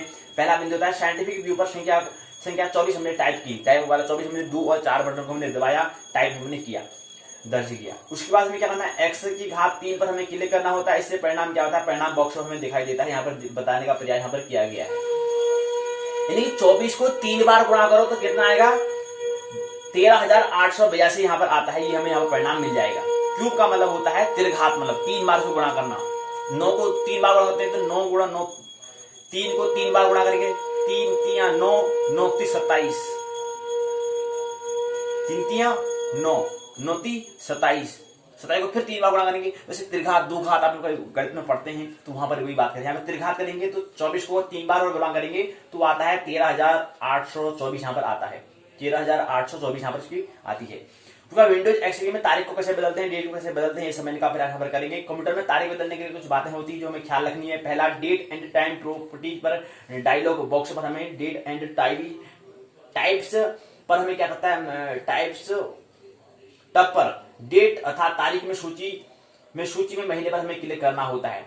दूसरी बात, ईयर बॉक्स में वर्ष टाइप हमें करना होता है, जो हमें चुनना होता है। उसके बाद तीसरी बात, कैलेंडर से वांछित तारीख पर हमें क्लिक करना होता है। चौथी, अप्लाई पर क्लिक हमें करना होता है। ओके वाला हमें बटन को दबाना होता है। उसके बाद डायलॉग बॉक्स को बंद कर देना होता है। इस प्रकार तारीख अपने आप बदल जाती है। ये हमें बताने का यहाँ पर क्या है, कैसे तारीख बदलना है यहाँ पर दिया हुआ है। तारीख कैसे बदलते हैं इसको समझाने का प्रयास हम कर रहे हैं। उसी क्रम में अगला क्रम आता है। अगले क्रम में समय में बदलाव कैसे करना है, चेंजिंग द टाइम। कंप्यूटर का समय बदलने के लिए क्या करना होता है, हमें कुछ बातें ख्याल रखनी है। पहली बात है, टास्क के बारे के नोटिफिकेशन क्षेत्र में जो समय हमें दिखाई देता है उस पर हमें दो बार हमें क्या करना है, क्लिक करना, बटन दबाना होता है। इससे date and times property dialog box हमें दिखाई देता है। अब टाइम बॉक्स में नया समय हमें चुनना होता है। अप्लाई पर हमें क्लिक करने के बाद ओके पर हमें क्लिक कर देना होता है। तो इससे क्या होता है, समय क्या बदल जाता है। कंप्यूटर में कहीं टाइम कैसे बदलना है ये हम समझने का प्रयास करेंगे। एक एप्लीकेशन से दूसरे एप्लीकेशन में कैसे जाना है इसको हम प्रयास करेंगे। स्विचिंग बिटवीन एप्लीकेशन की जो एक एप्लीकेशन से दूसरे एप्लीकेशन में कैसे जाएंगे इसको समझने का प्रयास। कभी कभी आप एक ही समय में एक से अधिक एप्लीकेशन पर कार्य करते हैं। आप जितनी भी एप्लीकेशनों का, जितनी भी अर्जियों का प्रयोग करते हैं उसके बटन टास्क के बारे में दिखाई देते हैं। जिस एप्लीकेशन विंडो पर आप वर्तमान में कार्य कर रहे होते हैं उसे एक्टिवेट विंडो कहते हैं। इसका बटन टास्क बार बार हमें चमकता हुआ दिखाई देता है तथा साथ ही साथ एक्टिव विंडो का टाइटल बार भी चमकता हुआ दिखाई देता है। किसी दूसरी एप्लीकेशन विंडो पर जाने के लिए टास्क के बारे में उसके बटन पर हमें क्लिक करना होता है। ये हमें करना होता है तब जाकर हम दूसरे में काम कर सकते हैं। ये हमें देते रखा है यहाँ पर, पहले तस्वीर दे रखी है, दूसरी दे रखी है, तीसरी दे रखी है। तो हम करते हैं कैसे हमें करना है, एक एप्लीकेशन दूसरे एप्लीकेशन में जाना है, ये समझाने का प्रयास क्या है। तो यहीं पर 17 क्या था, पूर्ण होता है। आइए 5 के 17 में प्रवेश करें। विंडोज को बंद कैसे करना है, शट डाउन कैसे करते हैं इसको समझने का प्रयास। जिस प्रकार टेलीविजन को देखने के बाद आप उसको बंद करते हैं, उसी प्रकार कंप्यूटर अर्थात संगणक पर कार्य करने के बाद आपको कंप्यूटर अर्थात संगणक को भी बंद करना होता है जी। स्टार्ट मेन्यू जो हमारा सबसे पहले जो हमारा विषय सूची है उस अर्थात जो मेन्यू जो स्टार्ट मतलब प्रारंभिक जो हमारी सूची है मेन्यू है का प्रयोग करके कंप्यूटर को बंद करना होता है। कंप्यूटर को शट डाउन करने के लिए शट डाउन करना मतलब शट मतलब होता है डाउन मैंने नीचे और शट का मतलब क्या होता है यहाँ पर समझने का प्रयास करेंगे। लॉकडाउन हमें कहा शट डाउन विंडोज डाउन करना, नीचे करना, शट बना लॉक करना, तो उसको नीचे करके क्या करना है, लॉक करना। तो ऐसे शट डाउन बना है और लॉकडाउन हमें बना है।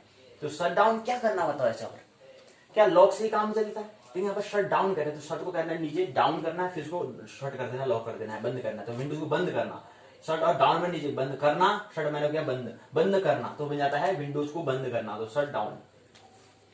तो शट डाउन में क्या आता है, इसके लिए करने के लिए क्या करना पड़ता है, संगणक को कंप्यूटर को शट डाउन करने के लिए कुछ बातें ख्याल रखनी है। सबसे पहले स्टार्ट मेन्यू पर जो हमारे क्या है विषय सूची है, जो हमारे प्रारंभिक सूची है उसमें टर्न ऑफ कंप्यूटर में क्लिक करना होता है। इससे turn off computer dialog box हमें दिखाई देता है, ये हमें दिखाई दे रहा है यहाँ पर दूसरी बात ख्याल रखनी है, टर्न ऑफ पर हमें क्लिक करना है कि हम इसको बंद करना चाह रहे हैं। वहां पर लिखा हुआ आएगा ऑप्शन, विकल्प आएगा, इससे कंप्यूटर क्या हो जाता है, बंद हो जाता है। ये हमने समझने का प्रयास किया। तो यहीं पर आप 2 टर्म्स और आते हैं, टेस्ट योर नॉलेज, अपने ज्ञान को परखना है। दूसरा है टर्म्स ऑफ रिमेंबर, कुछ बातें हमें ख्याल रखनी है। आइए समझिए स्मरणीय तथ्य, रिमेंबर जो मेरा ये स्मरण रखना है। पहली है, आप नोटपैड में एक फाइल बनाकर उसे सेव करते हैं, उसको सुरक्षित करते हैं तथा फाइल को बंद कर देते हैं। आप फाइल का नाम अथवा फाइल को कहां सेव किया भूल जाते हैं, तब फाइल को खोलने का आसान तरीका क्या होगा, माई कंप्यूटर से होगा, माई रिसेंट डॉक्यूमेंट से होगा, माई डॉक्यूमेंट से होगा, कौन सा विकल्प आप पर सही रहेगा। आपने एक फाइल बना दी, उसको कहां सेव आपने करा और आप सेव करना भूल गए, कहीं पर आपने सेव किया था और आप भूल गए, तो आपको कहां टाइप करना होगा, माई कंप्यूटर में करना होगा, माई रिसेंट डॉक्यूमेंट में करना होगा, माई डॉक्यूमेंट करना होगा, कहां करना होगा बताइए। दूसरा प्रश्न है, आप अपने दोस्तों को इंटरनेट के माध्यम से ईमेल भेजना चाहते हैं, इलेक्ट्रॉनिक से मेल भेजना चाहते हैं, परंतु आप नहीं जानते कि कैसे भेजी जाती है। तो इसके लिए आप help and support centre window के किस विकल्प पर आप क्लिक करेंगे, दबाएं, कौन से बटन पर आप दबाएंगे।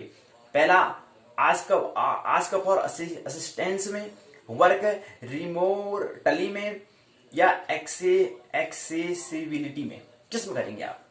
दूसरा प्रश्न। तीसरा प्रश्न है, आप 2 एप्लीकेशन वर्ड और पेंट में कार्य कर रहे हैं, वर्तमान में आप वर्ड एप्लीकेशन पर कार्य कर रहे हैं, आप पेंट एप्लीकेशन पर जाना चाहते हैं, तो इसके लिए कौन सा विकल्प आपके सही रहेगा?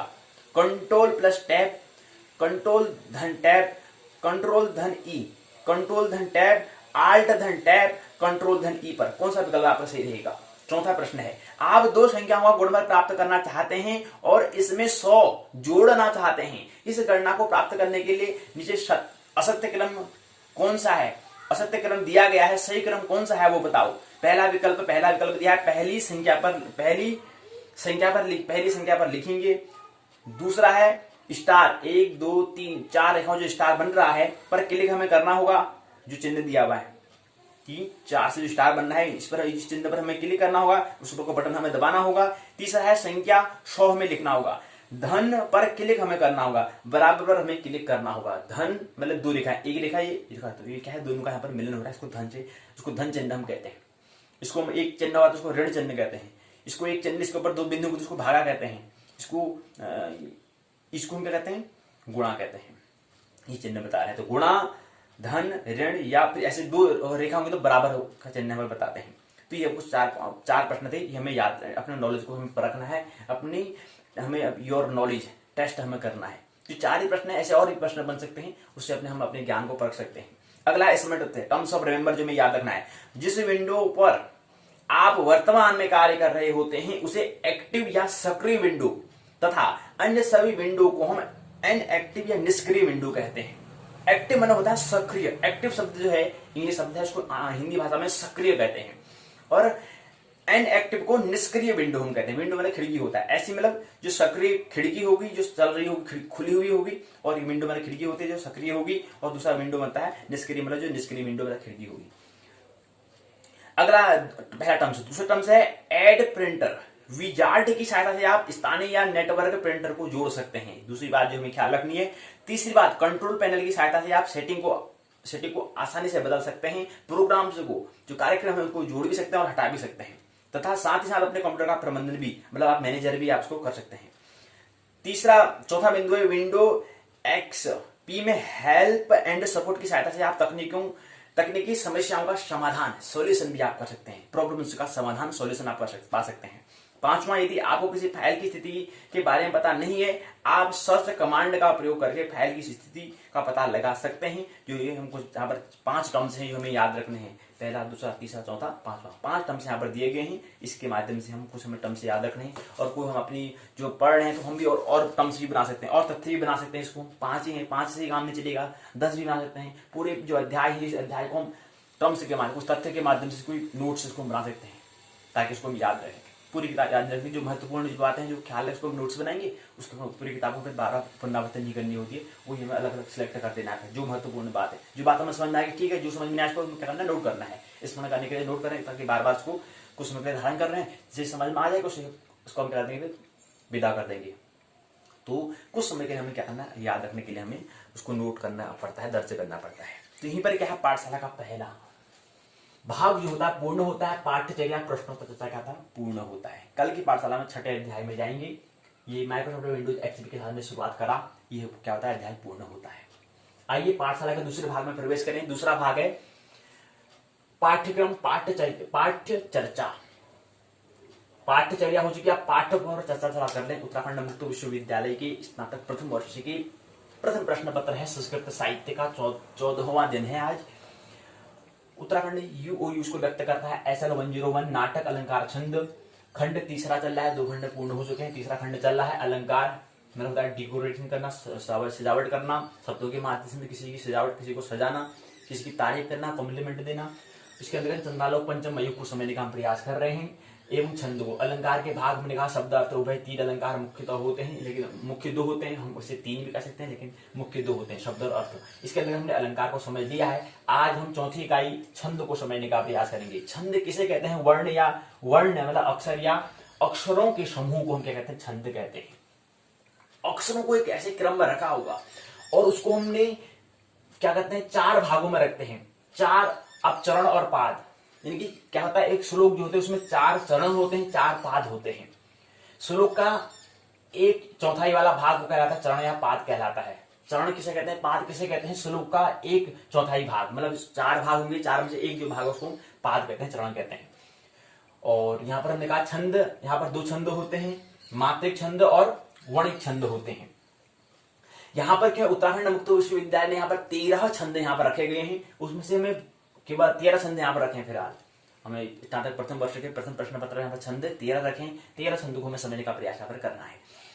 तो यहाँ पर जो छंद 2 कहा हमने, वर्णिक छंद और मात्रिक छंद और वर्णिक छंद हमने कहा। तो पहले आइए तो मात्रिक छंद क्या होता है, वर्णिक छंद क्या होता है, उसको समझने का प्रयास करते हैं। तो मात्रिक छंद देखिए यहाँ पर जो 13 छंद दिए गए हैं, 13 में से एक छंद केवल, कौन सा छंद, आर्या छंद क्या है, एक मात्रिक छंद है।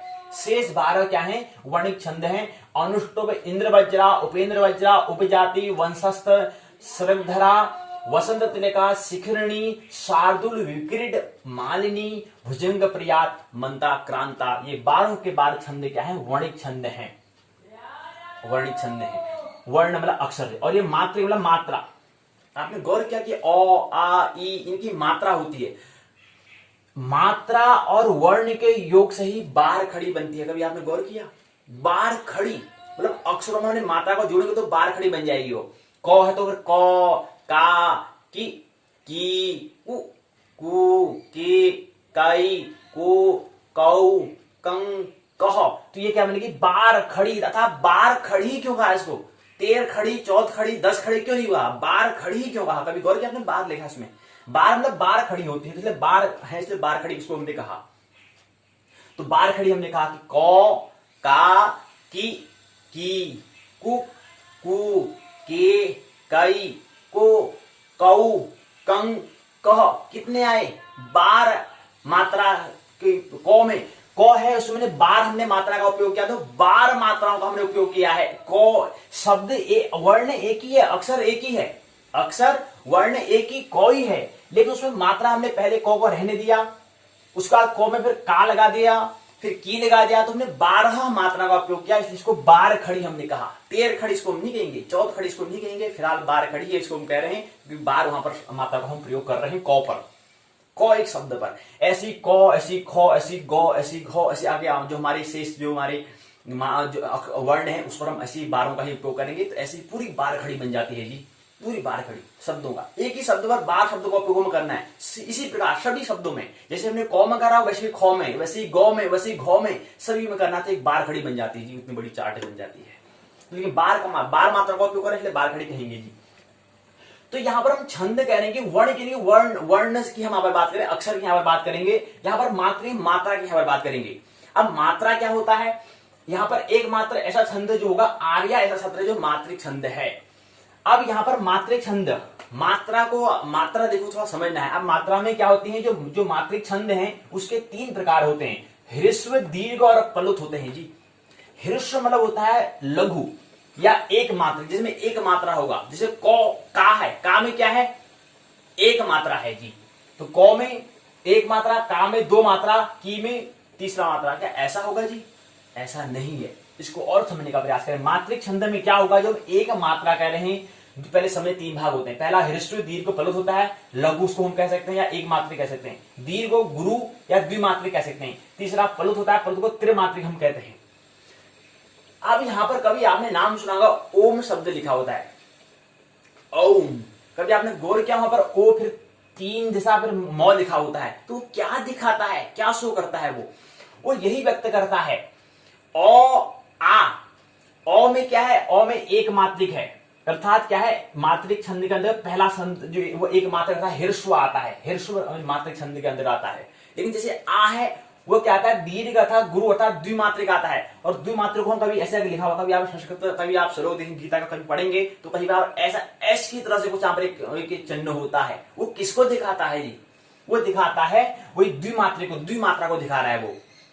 और ऐसा ही प्लुत 3 मात्रा वाला कोई ओम शब्द आप देखा होगा तो वहां पर 3 जैसा बना हुआ होता है, तो वहां पर 3 मात्रिक है वो, अर्थात प्लुत है वो, अर्थात मात्रिक छंद के अंदर वो छंद जो है मात्रिक छंद के अंतर्गत क्या है, उसमें जो स्वर उसमें जो वर्ग 3 जो भाग किए हैं उसमें ह्रस्व या दीर्घ या प्लुत का हम पहचान कर सकते हैं जी। तो पहला मात्रिक में एक ह्रस्व या लघु जो हम कह रहे हैं उसमें एक मात्रा होगी, दीर्घ में क्या होगी, दीर्घ या गुरु उसमें द्विमात्रा होगी, उसको ऐसे हमें दिखाया होगा, और कहीं प्लुत अर्थात 3 मात्रिक 3 होगा। कभी आपने आगे पढ़ेंगे, अभी आने वाला है 14 माहेश्वर सूत्र होंगे, वहां पर समझने का हम प्रयास करेंगे।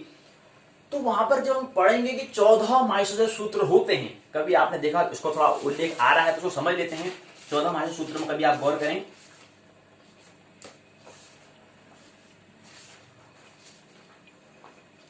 14 माहेश्वर सूत्र जो है उसमें आप एक बात और समझेंगे तो वहां पर, और अभी व्याकरण जब आएगा तो वहां पर और हम विस्तार से बात कर लेंगे, लेकिन थोड़ा सा और इसको हम समझें कि वहां पर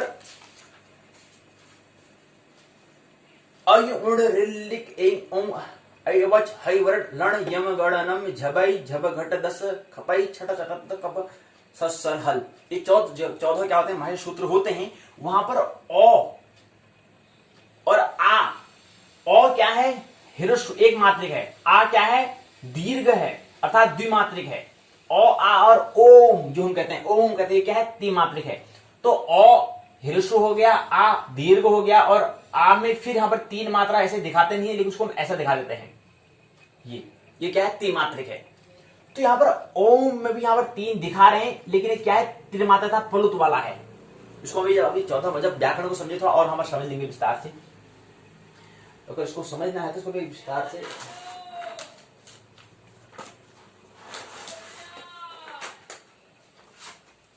ये देखो, अगला हमारा पाठ आने वाला है। आज लास्ट पाठशाला है हमारी, ये स्वतंत्र साहित्य की नाटक अलंकार छंद की आज लास्ट पाठशाला है। 2 दिन की प्रश्नोत्तर चर्चा होगी, उसके बाद फिर यही हम अगले पुस्तक जो हमारा नीति काव्य व्याकरण अनुवाद है इसको समझने का हम प्रयास करेंगे। यहीं पर है क्या है हमारा 14 माहेश्वर सूत्र वाला जो हमें दिया हुआ है, जो हम कह रहे हैं वो यहाँ पर दिया गया है। जब हम 14 माहेश्वर सूत्र को हम पढ़ते हैं तो वहां पर एक बात आएंगे, ख्याल यहाँ पर जो रखना है इसको भी हम बता दे रहे हैं। 14 माहेश्वर सूत्र,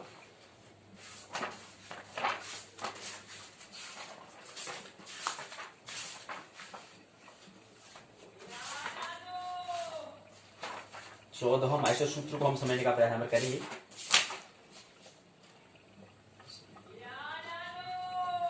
(82 पेज है यहाँ पर, 82 पेज। देखो 14 माहेश्वर सूत्र यहाँ पर दिए गए हैं। वरद राजाचार्य कहते हैं अय उड़ रिलिक ए उंग ऐ अवच हय वरट लण यम गणनम झबई घट दश जब घट दस खब छटत चटतव कपय सर हल, ये 14 माहेश्वर सूत्र यहाँ पर दिए गए हैं। तो यहाँ पर हम अय उड़, कभी आ शब्द का यहाँ पर उपयोग नहीं करते हैं। वो आ क्यों नहीं करते हैं? आ का इसलिए नहीं करते क्योंकि ओ का ही का बड़ा रूप क्या है आ है, और आ का ही तीसरा रूप क्या है ओ है, ओम है। तो वहां पर आ शब्द 14 जो माहेश्वर सूत्र वहां पर आ नहीं आता है। तो प्रश्न उठता है कि यार आ क्यों नहीं आया होगा? 14 माहेश्वर सूत्र में तो हम इतनी अक्षर वर्ण पढ़ते हैं, इसमें तो आ भी होता है, यहाँ पर आ क्यों नहीं आ रहा है? क्योंकि ओ का ही क्या है आ, ओ जो है एक मात्रिक है, ओ का ही दूसरा द्विमात्रिक क्या बन जाएगा आ बन जाता है, और उसका फलुद जो बन जाएगा वो 3 के लिए वो ये बन जाता है त्रिमात्रिक, जैसे ओम हम कह रहे। तो वहां पर ओ का ही तीसरा रूप जो दिखाया वो हमें यहाँ पर 3 से समझ में आ रहा है कि ओ का ही तीसरा रूप, ओ का ही और विस्तार रूप क्या है ओ है, ओम है। यहाँ पर तो ओम ओ वाले मात्रा है यहाँ पर, लेकिन यहाँ पर जैसे हम ओ कह रहे हैं, ओ को ही हम क्या कह रहे हैं, ओ को ही फिर ओ हम कह रहे हैं। जैसे हम कौ को कौ का की कैसे कह रहे हैं, ऐसे यहाँ पर ओ भी ओ हम लगा रहे हैं। तो मात्रा क्या तो उपयोग हम कर रहे हैं। तो यहाँ पर इसलिए यहाँ पर ओ एक मात्रिक, ओ में ही द्विमात्रिक, ओ में ही त्रिमात्रिक होता है। ये थोड़ा समझने का प्रयास हमें करना है। तो ये है मात्रिक संधि क्या है, यहाँ पर 3 इसके भाग होते हैं, ह्रस्व दीर्घ प्लुत होते हैं। लघु गुरु या कहते हैं इसको त्रिमात्रिक, एक मात्रिक द्विमात्रिक त्रिमात्रिक कहते हैं। इसको एक दंड से रेखा, एक जो चिन्ह, इसका चिन्ह जो होगा केवल एक सीधी रेखा होगी, दूसरे का ऐसे रूप में चिन्ह होगा, तीसरा होगा ऐसे 3 रूप में चिन्ह बना हुआ होगा। तो यह 13 यहाँ शेष 12 छंद हमने बताया ये क्या है वणिक छंद के अंतर्गत आते हैं। तो हम यहाँ पर ओम जो कह रहे हैं तो क्या यहाँ पर ओ का ही यहाँ पर क्या है परतु रूप यहाँ पर दिया गया है। प्रसारण बीजेपी स्वाध्याय यूट्यूब द्वार पर प्रस्तुति भूमंच ज्योतिष पाठशाला, प्रस्तुतकर्ता ज्योतिर्मय ध्येय ज्योतिर्गमय, वहां पर प्रसारण हो रही है, वहां पर आप इसको देख सकते हैं। आइए आप पुस्तक के माध्यम से समझने का इसको प्रयास हम करें।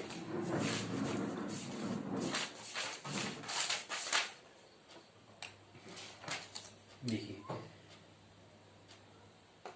और यहाँ पर थोड़ा शब्द यहाँ समझने हमें बताया कि 3 प्रकार होते हैं। मात्राओं के नियम क्या होते हैं? संयुक्त वर्ण से पूर्व वाला वर्ण गुरु माना जाता है, थोड़ा नियम ख्याल रखना। जैसे अंबर यहाँ पर दिया गया है, कक्ष यहाँ पर दिया हुआ है, देखो यहाँ पर शौ जो है, शौ कक्षा, शौ जो कहते हैं, शौ जो क्या है, संयुक्त शब्द है। क किससे मिलकर बना हुआ है, क जो है, क और क इत संज्ञा वाला शब्द जो है उससे और प्लस शौ से मिलकर शौ बनता है। कक्षा जो हम शौ कहते हैं, कक्ष जो हम कह रहे हैं, तो कक्ष में क वाला भी क भी इत वाला, जिसमें अ नहीं है वो वाला, इसको इत संज्ञा वाला क्या है, क है और प्लस शौ है, इससे मिला शौ बनता है, शौ। और त्र जो है, त्र क्या है, तो और रो से बनता है, त्र में भी क्या है, और नहीं है, इनकी इत संज्ञा वाला तो है प्लस रो है, त्र बनता है। ऐसे ही ज्ञो जो है, जो भी इत संज्ञा वाला जो प्लस ओ, यो से बनता है, ज्यो बनता है, ज्यो। ये ऐसे यज्ञ हम कह रहे थे, यज्ञ में भी ऐसे यो बनता है, यो और जो और यो से यज्ञ बनता है, ज्ञो। ज्ञो क्या है, ये मिश्र शब्द है। तो शौ ज्ञो त्र, इक्षोत्र ज्ञो, इक्षोत्र ज्ञो जो कहते हैं, तीनों क्या है, संयुक्त शब्द हैं। ये किससे मिलकर बनते हैं, कौन से व्यंजन से मिलकर बनते हैं, शौ रो यो से, और उसमें क भी इस संज्ञा वाला, तो भी इस संज्ञा वाला, जो भी इस संज्ञा वाला से, इन दोनों के संयोग से क्या बनता है, इक्षोत्र ज्ञो बनता है जी। ये हमें ख्याल रखना है। अब इसके बाद छंद क्या है, विसर्ग छंद दीर्घ, जैसे राम हो कह रहे हैं तो विसर्ग दीर्घ जो बता रहे, राम हो यहाँ पर क्या है, विसर्ग लगा है, तो रो और रा, रो में आ है प्लस मौ से, मौ के पीछे विसर्ग लगा है, तो ये क्या है, मोह, मतलब क्या है, विसर्ग यहाँ पर दिए हुए हैं। हरि ही में भी क्या है, हौदन यहाँ पर ई है, ये क्या है, यहाँ पर दीर्घ यहाँ पर दिया हुआ है, विसर्ग दीर्घ हम बता रहे हैं यहाँ पर। और यहाँ पर हम इसको बता रहे हैं क्या, इसको जो हम बता रहे हैं यहाँ पर लघु और दीर्घ को हम बताने का प्रयास यहाँ पर कर रहे हैं। ये लघु है, ये दीर्घ है, ये हम समझाने का प्रयास कर रहे हैं। तो यज्ञ में जो है, यज्ञ में यो प्लस जो और यो है, तो यज्ञ में यो जो है क्या है, दीर्घ हो चुका है, इन दोनों का योग यहाँ पर दीर्घ हुआ है, और यहाँ पर यो जो है, यो क्या है, यहाँ पर लघु है, तो इसलिए लघु चिन्ह एक सिंगल यहाँ पर खड़ी रेखा से इसको दिखा रहे हैं, इसको हम था एस वाला आकृति से यहाँ पर चिन्ह से दिखा रहे हैं इसको। ऐसे यहाँ पर विसर्ग में दीर्घ बता रहे, राम हो गया, राम में क्या है, रो और आ है, तो रा बना, मौसम विसर्ग बन गया, तो ये भी क्या है, दीर्घ है, ये भी दीर्घ है। हरि में भी क्या है, ये हरि हो तो क्या हो गया, लघु हो गया। ये हम मात्रिक छंद को था, मात्रिक छंद में हिरसु दीर्घ को पद को समझने का हम प्रयास यहाँ पर कर रहे हैं। तो हरि है, हो में हो और री, हो तो हो गया, लघु हो गया, और री क्या है, यहाँ पर जो री है, दो शब्दों से मिलकर बन रहे हैं, री बनाते क्या है, दीर्घ हो गया। अनुस्वार यानी कि दीर्घ, अनुस्वार में भी दीर्घ होता है, जैसे रामम हो गया, हरिम हो गया, तो रा हो गया और मो हो गया, दोनों क्या है, रा और मो।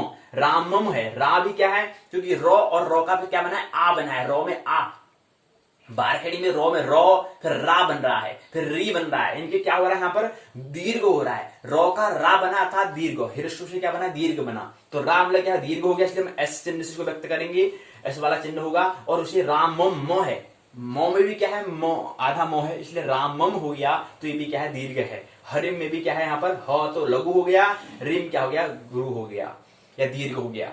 ऐसे दीर्घ में वर्ण अर्थात दीर्घ को गुरु भी हमने कहते हैं, हमने कह दिया गुरु, दीर्घ कहीं दीर्घ कहेंगे, कहीं गुरु कहेंगे, ये हमें सूत्र रखना है, यहाँ पर ख्याल रखना है। तो यहाँ पर एक दीर्घ हो गया, लता राम, लता में भी क्या है, लघु है, ता में ऐसे अर्थात दीर्घ है।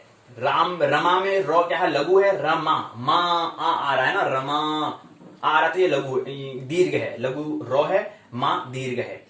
पद के अंत में आवश्यकता अनुसार लघु गुरु मान लिया जाता है, ये थोड़ा हमें ख्याल रखना है। जो पद होगा, जो चरण आएंगे, श्लोक के जो आएंगे, श्लोक के अंदर में कहीं चरण या जो पाद होंगे, वहां पर हम लघु या गुरु मान लेते हैं, यहाँ पर मान लिया जाता है, समझना एक नियम ख्याल रहे। केवल मात्रिक छंद क्या है, आर्या छंद है, बाकी शेष इसमें क्या है, कुल मात्राएं 57 होती है, हमें ख्याल रखनी होती है। तो केवल एक वर्णिक मात्रिक छंद कौन है, केवल एक आर्या एक है, केवल एक मात्रिक छंद है, बाकी शेष वर्णिक छंद है जी। तो ये मात्रा का हमें ख्याल रखना है जी। वर्णिक छंद में क्या होता है, वर्णिक में संवृत होता है, अर्ध संवृत होता है, विषमृत होता है। यहाँ पर गण होते हैं, वर्णों के समूह को हम गण कहते हैं। अभी हम कहेंगे कि एक सूत्र हमें आता है महत्वपूर्ण, यमाता राजभान सलगा, यमाता राजभान सलगा, एक सूत्र है, इसे हम गण को समझ सकते हैं। यमाता राजभान सलगा, यो गण मो गण त गण र, यो गण मो गण त गण र गण ज गण भ गण न गण स गण, ये 8 क्या है, गण बन गए, इसलिए यहाँ पर लिखा है य गण म गण त गण र गण ज गण भ गण न गण स गण हमने लिखा है।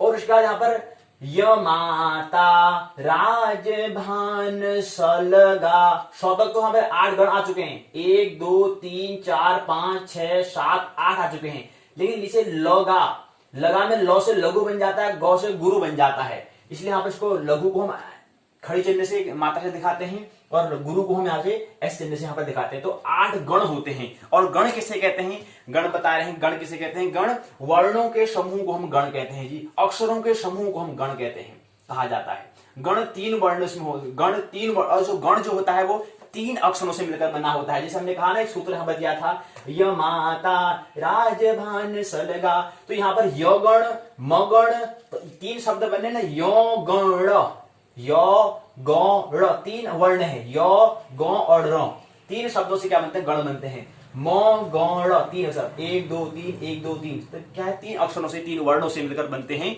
गण। ये हमें ख्याल रखना है। और टोटल कितने होते हैं? 8 गण होते हैं। तो हमने बता दिया यहाँ पर। एक सूत्र होता है य माता राजभान सलगा, ये क्या होता है? सूत्र होता है। यगण, यगण में क्या होता है? य माता। अब यहाँ पर क्या है? य माता हम जो कह रहे हैं, यहाँ पर इसके माध्यम से आएंगे। तो यहाँ पर यगण में य माता, यो क्या है?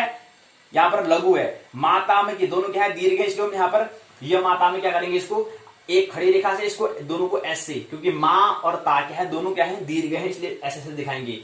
तो आदि लघु यगण वाले होते हैं। तो आदि में क्या है? लघु होता है। आदि में क्या है? लघु मतलब पहले में क्या है? आदि मतलब होता है पहले। पहले में क्या है? यहाँ पर यो माता दिया है, यहाँ पर क्या है? पहला लघु है, उसके बाद दोनों क्या है? दीर्घ हैं। यहाँ पर यो क्या है? केवल यो शब्द है। यो में ही फिर 12 मात्रा का प्रयोग करते हैं, तो फिर यो या यू ये ऐसा आता है। तो यहाँ पर केवल यो ही है पहला, तो ये क्या है? लघु है। और शेष आगे क्या है? माता। मौ में आ लगाया तो मां बन गया, तो में आ लगाया तो ता बन गया। तो दोनों क्या है?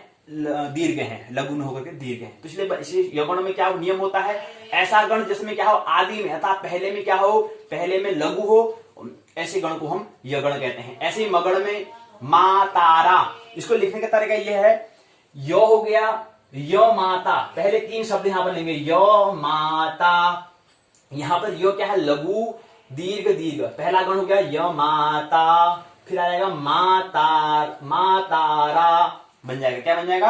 मातारा। इसी क्रम से अब यो को छोड़ देंगे, अगला फिर कहां से गिनती करना कहां से प्रारंभ करने? यो छोड़ दे मौ से, मातारा। फिर अगले में मौ को छोड़ देंगे, फिर ताराजो, फिर अगला छोड़ देंगे राजाभा, फिर अगला जो भानो, फिर क्या जाएगा? भानोशो, फिर क्या जाएगा? स्नोशोलो, फिर शोलगा। ऐसे क्या बन जाता है? ऐसे 8 वर्ण हमें बनाने होते हैं। तो यगण में य माता बनता है, मगण में मातारा बनता है, तगण में ताराज बनता है।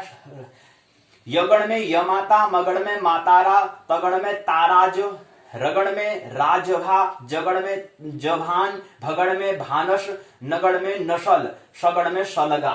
क्या बनता है? शलगा। तो ऐसे 8 गण बनते हैं। ये उसको य माता, मातारा, ताराज, राजा, राजभा, जभान, भानस, नशल, शलगा। तो सबसे आगे में इनका कौन सा वर्ण है? य माता में यो वाला है, तो इसलिए यो गण बोल देंगे। आगे में मोह तो मो गण बोल देंगे। आगे में जो 3 अक्षरों का जो वर्ण बन रहा है, आगे क्या है? सबसे पहले आदि में क्या है? पूर्व में क्या है? तो है, इसलिए तगण बोल देंगे। रो है तो रगण बोल देंगे, जो है तो जगड़ बोल देंगे, भौ है तो भगड़ बोल देंगे, नो है तो नगड़ बोल देंगे, सौ है तो सगण बोल देंगे। और आगे में लघु और बन जाता है, लो और लघु से लघु, गौ से गुरु बन जाता है। ये हमें ख्याल यहाँ पर रखना था। लघु पुल्लिंग चिन्ह से और उसको ऐसे व्यक्त करते हैं, होता है।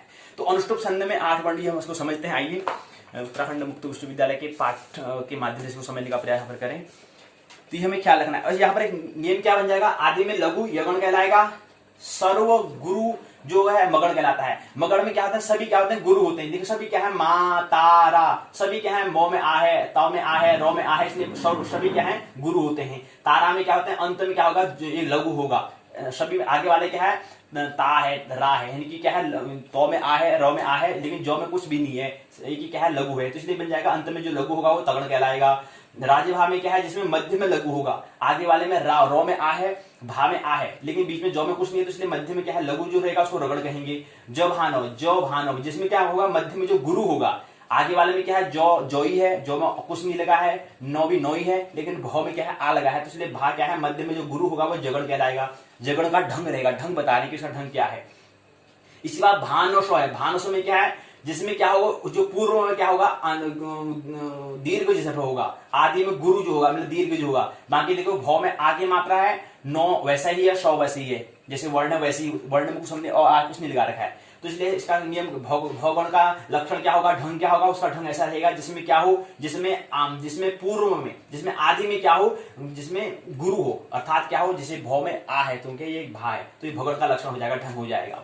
उसके बाद नगण में क्या हो जाएगा, सर्व लघु हो। नगण में सभी नौ सौ ल है, ना सा ला ऐसा कोई शब्द नहीं लिखा है इसमें। इसमें क्या लिखा है, नौ सौ ल, तीनों क्या है, 900 लौ, तीनों अक्षर यहाँ पर लिखे गए हैं, उसमें कोई मात्रा ज्यादा नहीं लगा है, तो इसलिए क्या है, लघु बन जाएगा। तो इसमें सभी क्या होंगे, लघु होंगे, वो नगण का क्या होगा, ढंग हो जाएगा। अगला आता है सलगा। सलगा में अंत में जिसका गुरु होगा वो सगण कहलाएगा। बाकी देखिए आगे क्या है, लघु है, सोई है, लोई है, लेकिन गौ में गा लगा है, यानी कि आ की मात्रा लगी है, इसलिए हम कहेंगे अंत में जिसका गुरु होता है अर्थात दीर्घ होता है, उसको हम सगण का ढंग कहेंगे। ये ढंग बताने का प्रयास यहाँ पर कर रहे हैं। तो आइए आप पाठ्यक्रम से समझने का प्रयास यहाँ पर करते हैं, छंदों के लक्षण उदाहरण पर देने का प्रयास यहाँ पर करेंगे। यह है उत्तराखंड मुक्त विश्वविद्यालय का यहाँ पर इकाई अंतिम पाठ है, अंतिम इकाई है। लक्षणों के छंद और उदाहरण में बताइए। इकाई की रूपरेखा यहाँ पर दी हुई है। प्रस्तावना उद्देश्य, अनुष्टुप, आर्या, इंद्रवज्रा, उपेंद्रवज्रा, उपजाति, वंशस्थ, श्रृंखधरा, लक्षण, गण चिन्ह सहित। गण चिन्ह, गण की चिन्ह में बताइए। अभी हम समझने का प्रयास करते हैं, यही बता रहे हैं, गण की चिन्ह सहित उदाहरण में बताओ। अगला आता है वसंत तलिका, शिखरणी, साधुर, विकृत, मालिनी, भुजंग, प्रियाद, मंदा, कांदा। लक्षण उदाहरण से में बताना है। सारांश, शब्दावली, अध्याय प्रश्न के उत्तर, संदर्भ ग्रंथ सूची, सहायक उपयोगी पाठ सामग्री, पुस्तकें होती है, निबंधात्मक प्रश्न होता है। प्रश्न पूछा है वसंत तलिका का लक्षण उदाहरण से बताइए, छोटा प्रश्न पूछा गया है। अगला पूछा है मालिनी छंद का लक्षण उदाहरण से बताइए, छोटा प्रश्न पूछा गया है। तो लघु प्रश्न यहाँ पूछा गया है, लघु प्रश्न अक्सर पूछे जाते हैं, ये हमें ख्याल रखना चाहिए। आइए यहाँ पर पढ़ते हैं, ये प्रस्तावना दिया हुआ है, छंद से संबंधित इकाई है। यहाँ पर अनुष्टुप, आर्या, इंद्रवज्रा, उपेंद्रवज्रा, उपजाति, वंशस्थ, श्रृंखधरा, वसंत तलिका, शिखरणी, शार्दूल, विकृत, मालिनी, भुजंग, प्रियाद, श्रृंखधरा, मंदा, कांता छंद के लक्षण और उदाहरण समझने का यहाँ पर प्रयास करेंगे और उनके गण चिन्ह है उसको समझने का प्रयास यहाँ पर करेंगे। उद्देश्य यहाँ पर अनुष्टुप छंद का क्या लक्षण है, उपजाति छंद किसे कहते हैं कि छंद में 4 यगण होते हैं। यगण अभी हमने कहा ना, यगण क्या होता है, यगण के लिए हमें इस सूत्र का हमें ख्याल रखना है। यगण में क्या होता है, यो माता, जिसमें क्या हो, जिसमें आदि में क्या हो, पूर्व सबसे पहले अक्षर क्या हो, जिसमें जो क्या हो लघु हो, उसको कहते हैं यगण का ढंग ये होता है। तो ऐसे ही बता रहे हैं कि किन छंद में 4 यगण होते हैं। अब ऐसी ये तो एक है, ऐसी जहां 4 होंगे वो कौन से छंद में होता है। विविध छंदों के क्या लक्षण होते हैं, किस प्रकार श्लोक में वर्णिक छंद की हम कैसे, कोई श्लोक दिया है, कोई वर्णिक छंद है कि मात्रिक छंद है, कैसे हम पता करेंगे। कोई हमें श्लोक गीता में कहीं मिल जाता है, कहीं भी किताब में अगर हमें कोई श्लोक मिल जाता है, उस श्लोक में हम कहेंगे कि वर्णिक छंद है कि मात्रिक छंद है, कैसे पहचान करेंगे, ये हमें समझने का प्रयास करना है। आर्या, अनुष्टुप, इंद्रवज्रा, उपेंद्रवज्रा, उपजाति, वंशस्थ, श्रृंखधरा के गण के लक्षण गण चिन्ह सहित में बताने का प्रयास करना है। आर्या जो है एक मात्र मात्रिक छंद है। यस्याह प्रथमे पादे 12 मात्रा तथा तृतीये अपि 18, द्वितीये चतुर्थे च 15 आर्या। आर्या का लक्षण क्या है बताने का प्रयास। यस्याह प्रथमे पादे 12 मात्राः तथा तृतीये अपि 18, द्वितीये चतुर्थे च 15 आर्या। तो आर्या का लक्षण क्या है, जिसमें बता रहे हैं कि आर्या छंद का लक्षण यह है, ढंग ऐसा है जिसका अर्थ है कि जिस छंद के पहले और तीसरे पाद में, चरण में क्या होता है 12 मात्रा हो, दूसरे में 8 और चौथे में 15 मात्रा है, वो आर्या छंद कहलाता है। इस प्रकार कुल मिला के आर्या के पूर्वार्ध में 30 और उत्तरार्ध में 27 मात्रा होती है। कुल मिला के क्या होती है 57 मात्राएं होती हैं। ऐसा छंद जो होता है वह आर्या छंद कहलाता है। यहां पर बताने का प्रयास किया है। अज्ञ सुखमाराध्य सुखतरम आराध्यते विशेषज्ञ ज्ञान लव दुर्विदग्नम ब्रह्ममापिं तम नरम जयति। तो यहाँ पर सूत्र में क्या है, ये कौन सा है, आर्या छंद का लक्षण है। ऐसे भी बहुत सारे श्लोक मिलेंगे, वहां पहचान कैसे करेंगे, वो यहाँ पर इसको नियम अगर हमें ख्याल रहेंगे तो हम कोई भी सूत्र हमें मिल जाएगा तो उसका हम निर्णय कर पाएंगे कि कौन सा छंद है, उसकी हम पहचान कर लेंगे अगर हमें नियम याद रहेंगे तो। अगला आता है अनुष्टुप छंद। ये क्या है, वर्णिक छंद है। शेष हमने अनुष्टुप, इंद्रवज्रा, उपेंद्रवज्रा, उपजाति, वंशस्थ, श्रृंखधरा, वसंत तलिका, शिखरणी, शार्दूल, विकृत, मालिनी, भुजंग, प्रियाद, मंदा, कांता। 12 छंद जो हमें दिए गए शेष वो क्या है, सब वर्णिक छंद है, वर्ण वाले होते हैं। वहां मात्रा का होता है, यहाँ वर्ण है। तो हमने कहा था कि आर्या में क्या होता है, कुल 57 मात्राएं होती हैं। ये हमने बताने का प्रयास दिया है। श्याम प्रथम पादे 12 मात्रा तथा तृतीय अपि अष्टादशी द्वितीय चतुर्थे च पंचदशः स आर्य। वो कौन सा छंद कहलाएगा? आर्य छंद कहलाएगा। जिसमें क्या होगा? 12 मात्राएं क्या होती? पहले और तीसरे पाद में चरण में क्या होंगे? 12 मात्रा, दूसरे में 8 और चौथे में 15 मात्रा होंगी। तो वह छंद आर्य छंद कहलाएगा। कुल मिलाकर के कहते हैं 57 मात्राएं होती हैं। पूर्वार्ध में 30 होती है, उत्तरार्ध में 27 होती है। पूर्वार्ध में पहले और उत्तरार्ध में बाद में। पूर्वार्ध में 4 श्लोक क्या है? 4 पादों से बनता है, यानी कि 1 2, यानी कि ये कहलाएगा पूर्वार्ध और ये उत्तरार्ध कहलाएगा। ठीक है, ये ढंग होता है श्लोक का। यहाँ पे लिखा कि अज्ञ सुखम आराध्यम शुकतरम आराध्य विशेषज्ञ हो। ये क्या है? पहला ये क्या है? पूर्वार्ध कहलाएगा। उत्तरार्ध ज्ञान रव दुर्विघ्नम ब्रह्मापि तम नरम नर जयति। ये क्या है? उत्तरार्ध कहलाएगा। तो इन दोनों का यूज क्या है? 30 और 27 का यूज क्या बनता है? 57 मात्राएं बनती है। ये क्या है? आर्य छंद है। अनुष्टुप वर्णिक छंद होता है। इसमें होता है, तुम्हारा ख्याल रखना है, इसमें बताते हैं कि पंचम लघु सप्तम द्विचतुर्थयो षष्ठम गुरु विजानीयात् एतत् पद्यस्य लक्षणम। अनुष्टुप छंद क्या है?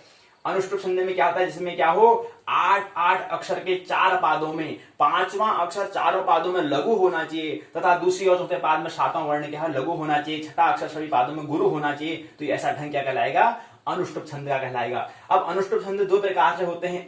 अष्टाक्षर वृत्ति, जिसमें एक एक पाद में 8 अक्षर होते हैं। दूसरा जिसमें एकादश अक्षर वृत्ति, जिसमें क्या हो? प्रत्येक पाद में 11 अक्षर हो। तो यहाँ पर 2 अनुष्टुप छंद के 2 ढंग यहाँ पर होते हैं। एक ऐसा पाद होगा जिसमें 8 अक्षर होंगे। 8 को 32 अक्षर होंगे टोटल, और एकादश भी होंगे। तो 11 में 22, 41, 44 अक्षर होंगे। 2 ढंग यहाँ पर होते हैं। एक श्लोक लेते हैं। वर्णानामर्थ संघानाम रसानाम छंदसामपि मंगलानाम च कर्तारौ वंदे वाणी विनायकौ। वर्णानाम अर्थ संघानाम रसानाम छंदसामपि मंगलानां च कर्तारौ वंदे वाणी विनायकौ। गोस्वामी तुलसीदास के द्वारा बालकांड का प्रथम मंगलाचरण यहाँ पर दिया गया है। वर्णानाम अर्थ संज्ञानाम रसानां छंदसामपि मंगलानां च कर्तारौ वंदे वाणी विनायकौ। ये दिया है यहाँ पर। ये कौन सा छंद है? अनुष्टुप छंद यहाँ पर दिया गया। ऐसी कहीं भी श्लोक में मिल जाए तो वहां पर हमें पहचान करनी कौन सा छंद को हम उच्चारण कर रहे हैं। अगर छंदों का हमें ढंग पता होगा तो श्लोक को हम उसका उच्चारण कर पाएंगे। उसका ढंग अगर हम पता होगा कि अच्छा ऐसे नियम होता है, तो श्लोक को अच्छे तरह से उसका क्या करेंगे? उच्चारण हम कर पाएंगे। अगर हमें नियम पता नहीं होगा तो हम खाली करते रहेंगे। उसका उच्चारण हम करने में नियम अगर पता नहीं होगा तो उच्चारण उचित ढंग से, अच्छी ढंग से नहीं कर पाएंगे। इसलिए तो यहाँ पर देखा है कि अपि स्वर्णमयी लंका न मे लक्ष्मण रोचते जन्नी जन भूमिश्च स्वर्गादपि गरीष्यसि। अगला आता है इंद्र वज्रा। प्रत्येक चरण में यस्यान्देन्द्र वज्रा यदि तव जगौ घः। प्रत्येक चरण में दो तगण, 2 जगण और 2 गुरु वर्ण। 2 तगण होने चाहिए, 1 जगड़ होना चाहिए, 2 गुरु होना चाहिए। तो ऐसा क्रम कौन सा कहलाएगा? इंद्र वज्रा कहलाएगा। नीलाम्भुजस्याम मलकोमलांगम सीता समारोपित वाम भागम पाणौ महासायक चारुचापम नमामि रामं रघुवंशनाथम। नीलाम्भुजस्यामलकोमलांगं सीता समारोपित वाम भागम पाणौ महासायक चारुचापम नमामि रामं रघुवंशनाथम। समय का थोड़ा अभाव होने के कारण इस श्लोक का अर्थ यहाँ पर हम व्यक्त नहीं कर पाएंगे, साझा नहीं कर पाएंगे। कभी दूसरे दिन मौका मिलेगा तो इस श्लोक के जो भी श्लोक यहाँ पर दिए हैं उनके अर्थ भी साझा करने का प्रयास करेंगे। क्या गोस्वामी तुलसीदास जी लिखते हैं? नीलाम्भुजस्यामल कोमलांगम सीता समारोपित वाम भागम पाणौ महासायक चारुचापम नमामि रामं रघुवंशनाथम। रघु के वंश राम, नीलाम जिसके बाई ओर की बेटी। क्या तरीका है गोस्वामी भाव। कभी यहाँ पर समय भाव अर्थ साझा नहीं कर पाएंगे। आगे अगला छंद है उपेंद्र वज्रा। उपेंद्र वज्रा जत जास तग जत जास तौ गौ, जत जास तौ गौ होता है। जिस छंद के चारों पाद में क्रमशः जगण तगण जगण हो, पादों के अंत में गुरु वर्ण हो, उसे हम उपेंद्र वज्रा छंद कहते हैं, उपेंद्र वज्रा छंद कहेंगे। त्वमेव माता च पिता त्वमेव, त्वमेव बन्धु च सखा त्वमेव, त्वमेव विद्या द्रविणं त्वमेव, त्वमेव सर्वं मम देवदेव। त्वमेव माता, तुम ही हो पिता, तुम ही हो बंधु, तुम ही हो सखा, तुम ही हो विद्या द्रविणम, तुम ही हो सर्वं मम देवदेव। त्वमेव माता च पिता त्वमेव, त्वमेव बन्धु च सखा त्वमेव, त्वमेव विद्या द्रविणं त्वमेव, त्वमेव सर्वं मम देवदेव। ये उपेंद्र वज्रा का लक्षण है। इससे पहले हमने जो बताया था कि वर्णानाम अर्थसंज्ञानाम रसानाम छंदसामपि मंगलानाम च कर्तारौ वंदे वाणी विनायको, ये अनुष्टुप छंद, वर्णिक छंद का तो पहला छंद जो आता है अनुष्टुप छंद का लक्षण है। ये श्लोक क्या है, इसमें अनुष्टुप छंद है। और दूसरा हमने इसके बाद से पहले हमने कहा था इंद्र वज्रा का लक्षण जो हमने बताया था, इंद्र वज्रा का जो हमने बताया था, नीलांभुज श्यामल कोमलांगम सीता समारोपित वाम भागम, पाणौ महासायक चारु चापम नमामि रामं रघुवंशनाथम। ये इंद्र वज्रा का क्या है, इंद्र वज्रा छंद वो है। ये इसमें कौन सा छंद है, इंद्र वज्रा। उपेंद्र वज्रा वाले हमने बताया, त्वमेव माता च पिता त्वमेव, त्वमेव बंधु च सखा त्वमेव, त्वमेव विद्या द्रविणं त्वमेव, त्वमेव सर्वं मम देवदेव। यह उपेंद्र वज्रा इसमें है। अगला आता है उपजाति। नियम हमने बता दिया, इसमें जगण तगण जगण हो, अंत में गुरु हो, उसे उपेंद्र वज्रा कहते हैं। अगला आता है उपजाति छंद।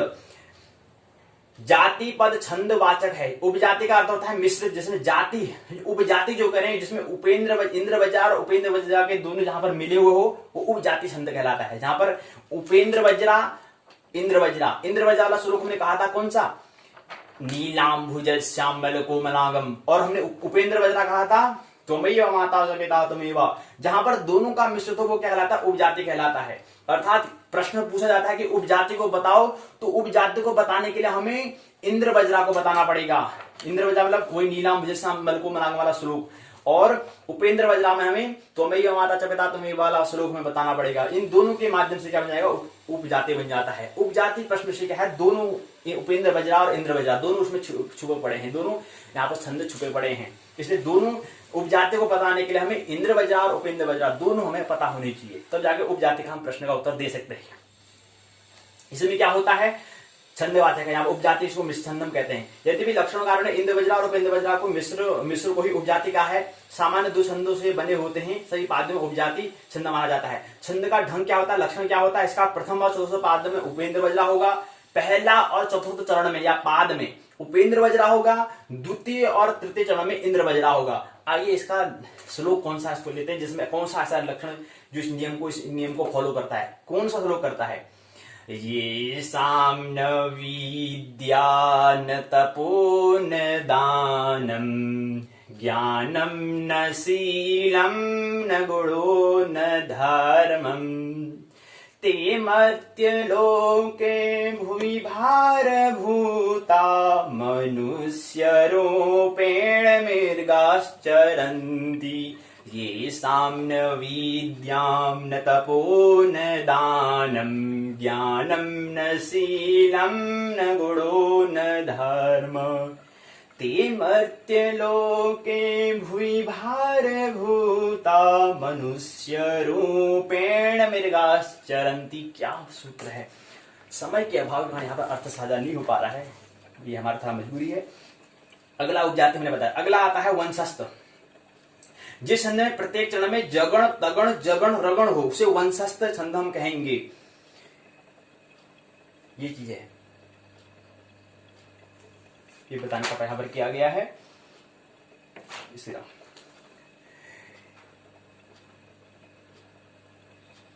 इसका लक्षण बताया है कि जतौ जतौ तु वंश मुदितम जरऊ, जिसमें दिया है इसका लक्षण क्या है, वदंती वंशस्त विलंजम तव जरऊ। इसका लक्षण क्या है, लक्षण इसका यह है कि जतौ तु वंशस्त मुदीरितम जरऊ, ये क्या इसका लक्षण है, जतौ तु वंशस्त मुदीरितम जरऊ, ये क्या है इसमें दिया गया है। इसमें क्या है 48 वर्ण होते हैं, ये हमें ख्याल रखने हैं। ऐसे यहाँ पर भी दिया होगा अनुष्टुप में क्या होता है, अनुष्टुप में हमने बताया कितने 32 वर्ण होते हैं। इंद्र बजरा में हमने कहा 44 वर्ण होते हैं। उपेंद्र बजरा में 44 वर्ण होते हैं। और उपजाति में हमारे वर्ण होते हैं 44 वर्ण होते हैं, ये हमें ख्याल रखना चाहिए। इसका वंशस्थ में, वंशस्थ जिसमें में जगण तगण जगण रगण हो उसे वंशस्थ छंद कहेंगे। इसके लिए हमने बताया कि ये हमने वंदती वंशस्थ विलंजह तौ जरऊ, ये क्या है इसका लक्षण है, जगण तगण जगण रगण, जगण तगण जगण रगण यहाँ पर दिया गया है, ये हमें गण इसमें दिए गए हैं। इसका सूत्र है विचंतयन्ति मन्यन्तं मानसा तपो वेत्सिन मामुपासिधं पारिथं स्मरिष्यन्ति त्वां न स बोधितु असिन् कथां प्रमत्त प्रथमं कृतामिव। ये क्या है, वंशस्थ से यहाँ पर इसका दिया गया है। भवन्ति नम्रा स्त्रवहं फलोदगर गमेह गमेर, कितना बड़ा संदेश में कितने अक्षर होते हैं इसमें जी, इसमें तो अक्षर 48 वर्ण होते हैं जी। ये बताने का प्रयास। आप देखिए यहाँ पर 4 पाद होते हैं। अगला इसी क्रम में आता है स्त्रिगधरा। स्त्रिगधरा में क्या है, प्रत्येक पाद में 21 वर्ण होते हैं, तो बन जाते हैं 84 वर्ण, जिसमें वो स्त्रिगधरा छंद होता है। जिस छंद में प्रत्येक चरण में मगण रगण भगण नगण अंत में 3 यगण हो, और प्रत्येक 7वें वर्ण में यति। यति मैंने बताया था, यति मतलब क्या होता है, यति मतलब होता है रुकना, जहां पर थोड़ा रुकना पड़ता है। श्लोक का जब उच्चारण करेंगे थोड़ा हमें यति, थोड़ा सा हमें गैप हमें देना होगा, श्लोक को जब उच्चारण करेंगे थोड़ा सा रुकना में होता है। तो यहाँ पर कुल वर्ण 21, प्रत्येक पाद में 21 होते हैं, 21 को 84 वर्ण इसमें होते हैं, वह स्त्रिगधरा छंद कहलाता है। यदि क्रम से हो तो उसे स्त्रिगधरा छंद कहते हैं। ये हमें यहाँ पर दिया है। जो हमने यहाँ पर अभिज्ञान सागरतलों का पहला जो श्लोक जो मंगलाचरण में जो कालिदास मंगलाचरण कर रहे हैं, कौन सा श्लोक कर रहे हैं, या सृष्टि सृष्टिराद्या बहति विधिहुतं याह वीर्या च होत्री ये द्वे कालं विधत्तः श्रुति विषय गुणा या स्थिता व्याप्य विश्वम् यामाहु सर्वबीज प्रकृतिरिति यया प्राणिनः प्राणवन्तः प्रत्यक्षाभिः प्रपन्न स्तनोभिरवतु वस्ताभिरष्टाभिरीशः। तो ये छंद कौन सा है, ये स्त्रिगधरा छंद है। जो कालिदास जो मंगलाचरण कर रहे हैं, तो जो प्रारंभ कर रहे हैं, नांदी पाठ जो कर रहे हैं, जो या सृष्टि जो पहला स्वरूप तो अभिज्ञान सागरतलों का जो पहला मंगलाचरण है, ये क्या है, इससे कौन सा छंद है, ये स्त्रिगधरा छंद है। अगला है वसंतलिका। वसंतलिका में जिस छंद में प्रत्येक पाद में क्रमशः तगण भगण जो 2 जगण हो 2 गुरु हो, वो वसंतलिका छंद कहलाता है। इसको समझने के यहाँ पर क्या था,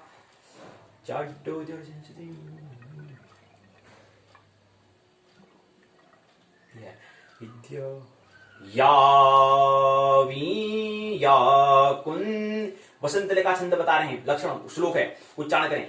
या कुन्नेन्दु तुषार हार धवला या शुभ्रवस्त्रावृता या वीणा वरदंड मंडिते करा या श्वेत पद्मासना या ब्रह्माच्युत शंकरः प्रभृतिभिर्देवैः सदा वन्दिता सा मां पातु सरस्वती भगवती निःशेष जाड्यापा। वसंतलिका। अगला है शिखरणी। जिस छंद के प्रत्येक पाद व प्रत्येक चरण में क्रमशः यगण मगण नगण सगण भगण तथा अंत में एक लघु एक गुरु हो, उसे शिखरणी छंद हम कहेंगे जी। यस्यांके च विभाति भूधरसुता देवापगा मस्तके भाले बालविदुरगरलचरगरलं यस्योरसि व्यालराट् सोऽयं भूतिविभूषणासुरवरः सर्वाधिप सर्वदा सर्वः सर्वगतः शिव शशिनिवः श्रीशंकरः पातु माम्। ये कौन सा है? सिकरणी छंद है इस श्लोक में। इस श्लोक में कौन सा? सिकरणी छंद है। अगला आता है शार्दूल विकृत छंद। शार्दूल विकृत छंद हमारा यहाँ पर आता है, थोड़ा माफ करना यहाँ पर।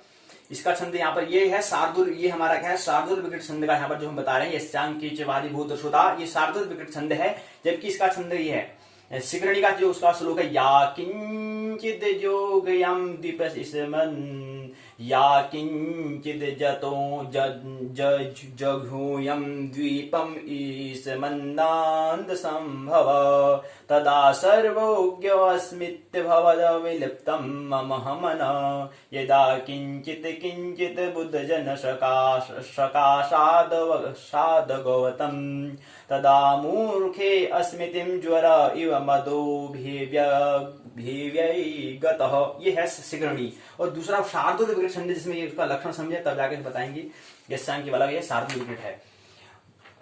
क्या होता है? जिस छंद के प्रत्येक चरण में क्रमशः मगण सगण जगण मगण शगण जगण शगण तगण तगण तथा गुरु वर्ण हो उसको हम शार्दूल विकृत छंद कहते हैं। 12वें और तदनंतर 7वें वर्ण में यति मतलब थोड़ा विराम, थोड़ा रुकना हमें पड़ता है श्लोक में, उसे शार्दूल विकृत छंद यहाँ पर हम कहते हैं। ये वाला जो बता रहे थे, यस्यांके च विवादि भूधरसुता देवापका मस्तके भाले बालविदुरगरलचगरलं यस्योरसि व्यालराट् सोऽयं भूतिविभूषण सुरवर सर्वाधिप सर्वदा सर्वगतः शिव शशिनिवः श्रीशंकरं पातु माम्। यह है शार्दूल विकृत छंद, ये हमें ख्याल रखना चाहिए।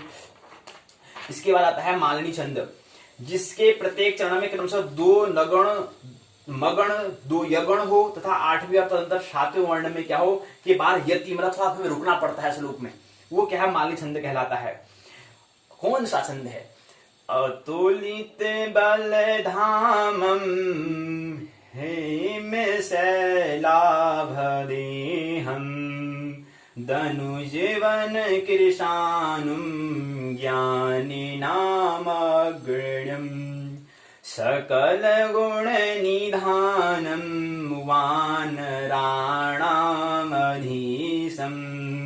रघुपति प्रिय भक्तं वातजातं नमामि नमामि। भुजंग प्रियात अगला इसी क्रम में आता है। मालिनी छंद हमने बताया जिसमें क्या हो 2 नगण मगण 2 यगण 8वें और तदनंतर 7वें वर्ण में क्या हो रुकना पड़ता है, वो मालिनी छंद कहलाता है। तो अतुलित बलधाम हिम शैलावधि हम सुंदरकांड में हम बात करते हैं, वहां पर यहाँ पर श्लोक कौन सा है? मालिनी छंद है। अगला आता है भुजंग प्रियात।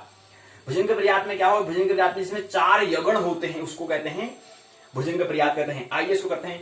नमामि समीसा निर्वाण रूपम व्यापकं ब्रह्म वेद स्वरूपम निजं निर्गुणं निर्विकल्पं निरीहं चिदाकाशमाकाशवासं भजेहम् निराकारमोङ्कार मूलं तुरीरं गिराज्ञान गोतीसमीशं गिरीशं करालं महाकालकालं कृपालं गुणागार संसार पारं न हम तुषारादि संकाश गौरम गवीरम मनोभूत कोटि प्रवासी शरीरम स्फुरमौले कल्लोली चारु गंगा लसद्भालवालेन कंठे भुजंगा चलत कुंडलं भूसुनेत्रं विशालं प्रसन्नाननं नीलकंठं दयालं मृगाधीश्वरं वरमुण्डमालं प्रियं शंकरं सर्वनाथं भजामि प्रचंडं त्रिकष्टं प्रबलं परेशम् अखंडं अजभानकोटि प्रकाशं त्रिशूल निर्मूलं शूलपाणिं भजेऽहं भवानीपति भावगम्यं कलातीत कल्याण कल्पान्तकारी सदा सज्जनन्ददाता पुरारी चिदानन्द सन्दोह महापहारी प्रसिद्ध ब्रह्मन्दधारी न यावत् उमानाथ पादारविन्दं भजन्ति यलोके परिवानराणां न तावत् सुखं शान्ति संतापनाशं प्रसिद्ध सर्वभूतादिवासं न जानामि योग्यं जपं नैव पूजां न तोऽहं सदा सर्वदा शम्भुतुभ्यं जराजन्म दुःखगतातव्यमानं कृपाय आपन्नमामि शम्भो रुद्राष्टकं रक्तं विप्रेण हरदोषे ये पठन्ति निरा भक्ता तेषां सम्मुपसीदति। तो ये कौन सा मालय छंद यहाँ पर दिया गया है, इसी क्रम में भुजंग प्रयात। अगला इसी क्रम में आता है मंदाकांता आता है। अंतिम श्लोक जो अंतिम छंद जो है वह मंदाकांता। मंदाक्रांता में आता है जिस छंद के चारों पादों में प्रत्येक पाद में क्रमशः मगण भगण नगण दो तगण हो, अंत में दो गुरु हो, उसे मंदाकांता कहते हैं। चार छह सातवें अक्षर पर यति हो, मतलब चारवें जिसमें 4 6 और 7वें अक्षर पर हमें यति करना होता है, जिसमें रुकना होता है। और इसमें हमने कहा मालिनी में क्या है, 6 वर्ण होते हैं। वसंत तिलका में क्या है, वसंत तिलका जो है 84 श्रद्धा में हमने बताया। वसंत तिलका में 56 वर्ण होते हैं। और शिकरणी में क्या है, शिकरणी में 68 वर्ण होते हैं, चारों पादों को मिला करके। एक पाद में 17, चारों पाद में 68 वर्ण होते हैं। सभी वर्णों को, सभी पूरे श्लोक की हम बात कर रहे हैं। शार्दूल विकट में 76 वर्ण होते हैं शार्दूल विकट में। मालड़ी में क्या है, 60 वर्ण होते हैं, चारों पादों को हम बात कर रहे हैं। अंतिम आता है मंदाक्रांता, जो यहाँ उत्तराखंड मुक्त विश्वविद्यालय के द्वारा निर्माण जो छंद दिए हैं उसमें अंतिम छंद आता है मंदाक्रांता। इसमें क्या है, इसमें हमको 68 वर्ण हमें दिए गए हैं। चलिए कौन सा है, हमने बताया कि चारों पाद में प्रत्येक पाद में क्रमशः मगण भगण नगण दो तगण और अंत में दो गुरु मंदाकांता छंद कहलाता है। और 4 6 7 वर्ण में यति हमें करनी पड़ती है, रुकना पड़ता है, विराम हमें करना पड़ता है, रुकना पड़ता है। कौन सा छंद, कौन सा श्लोक है, शांताकारं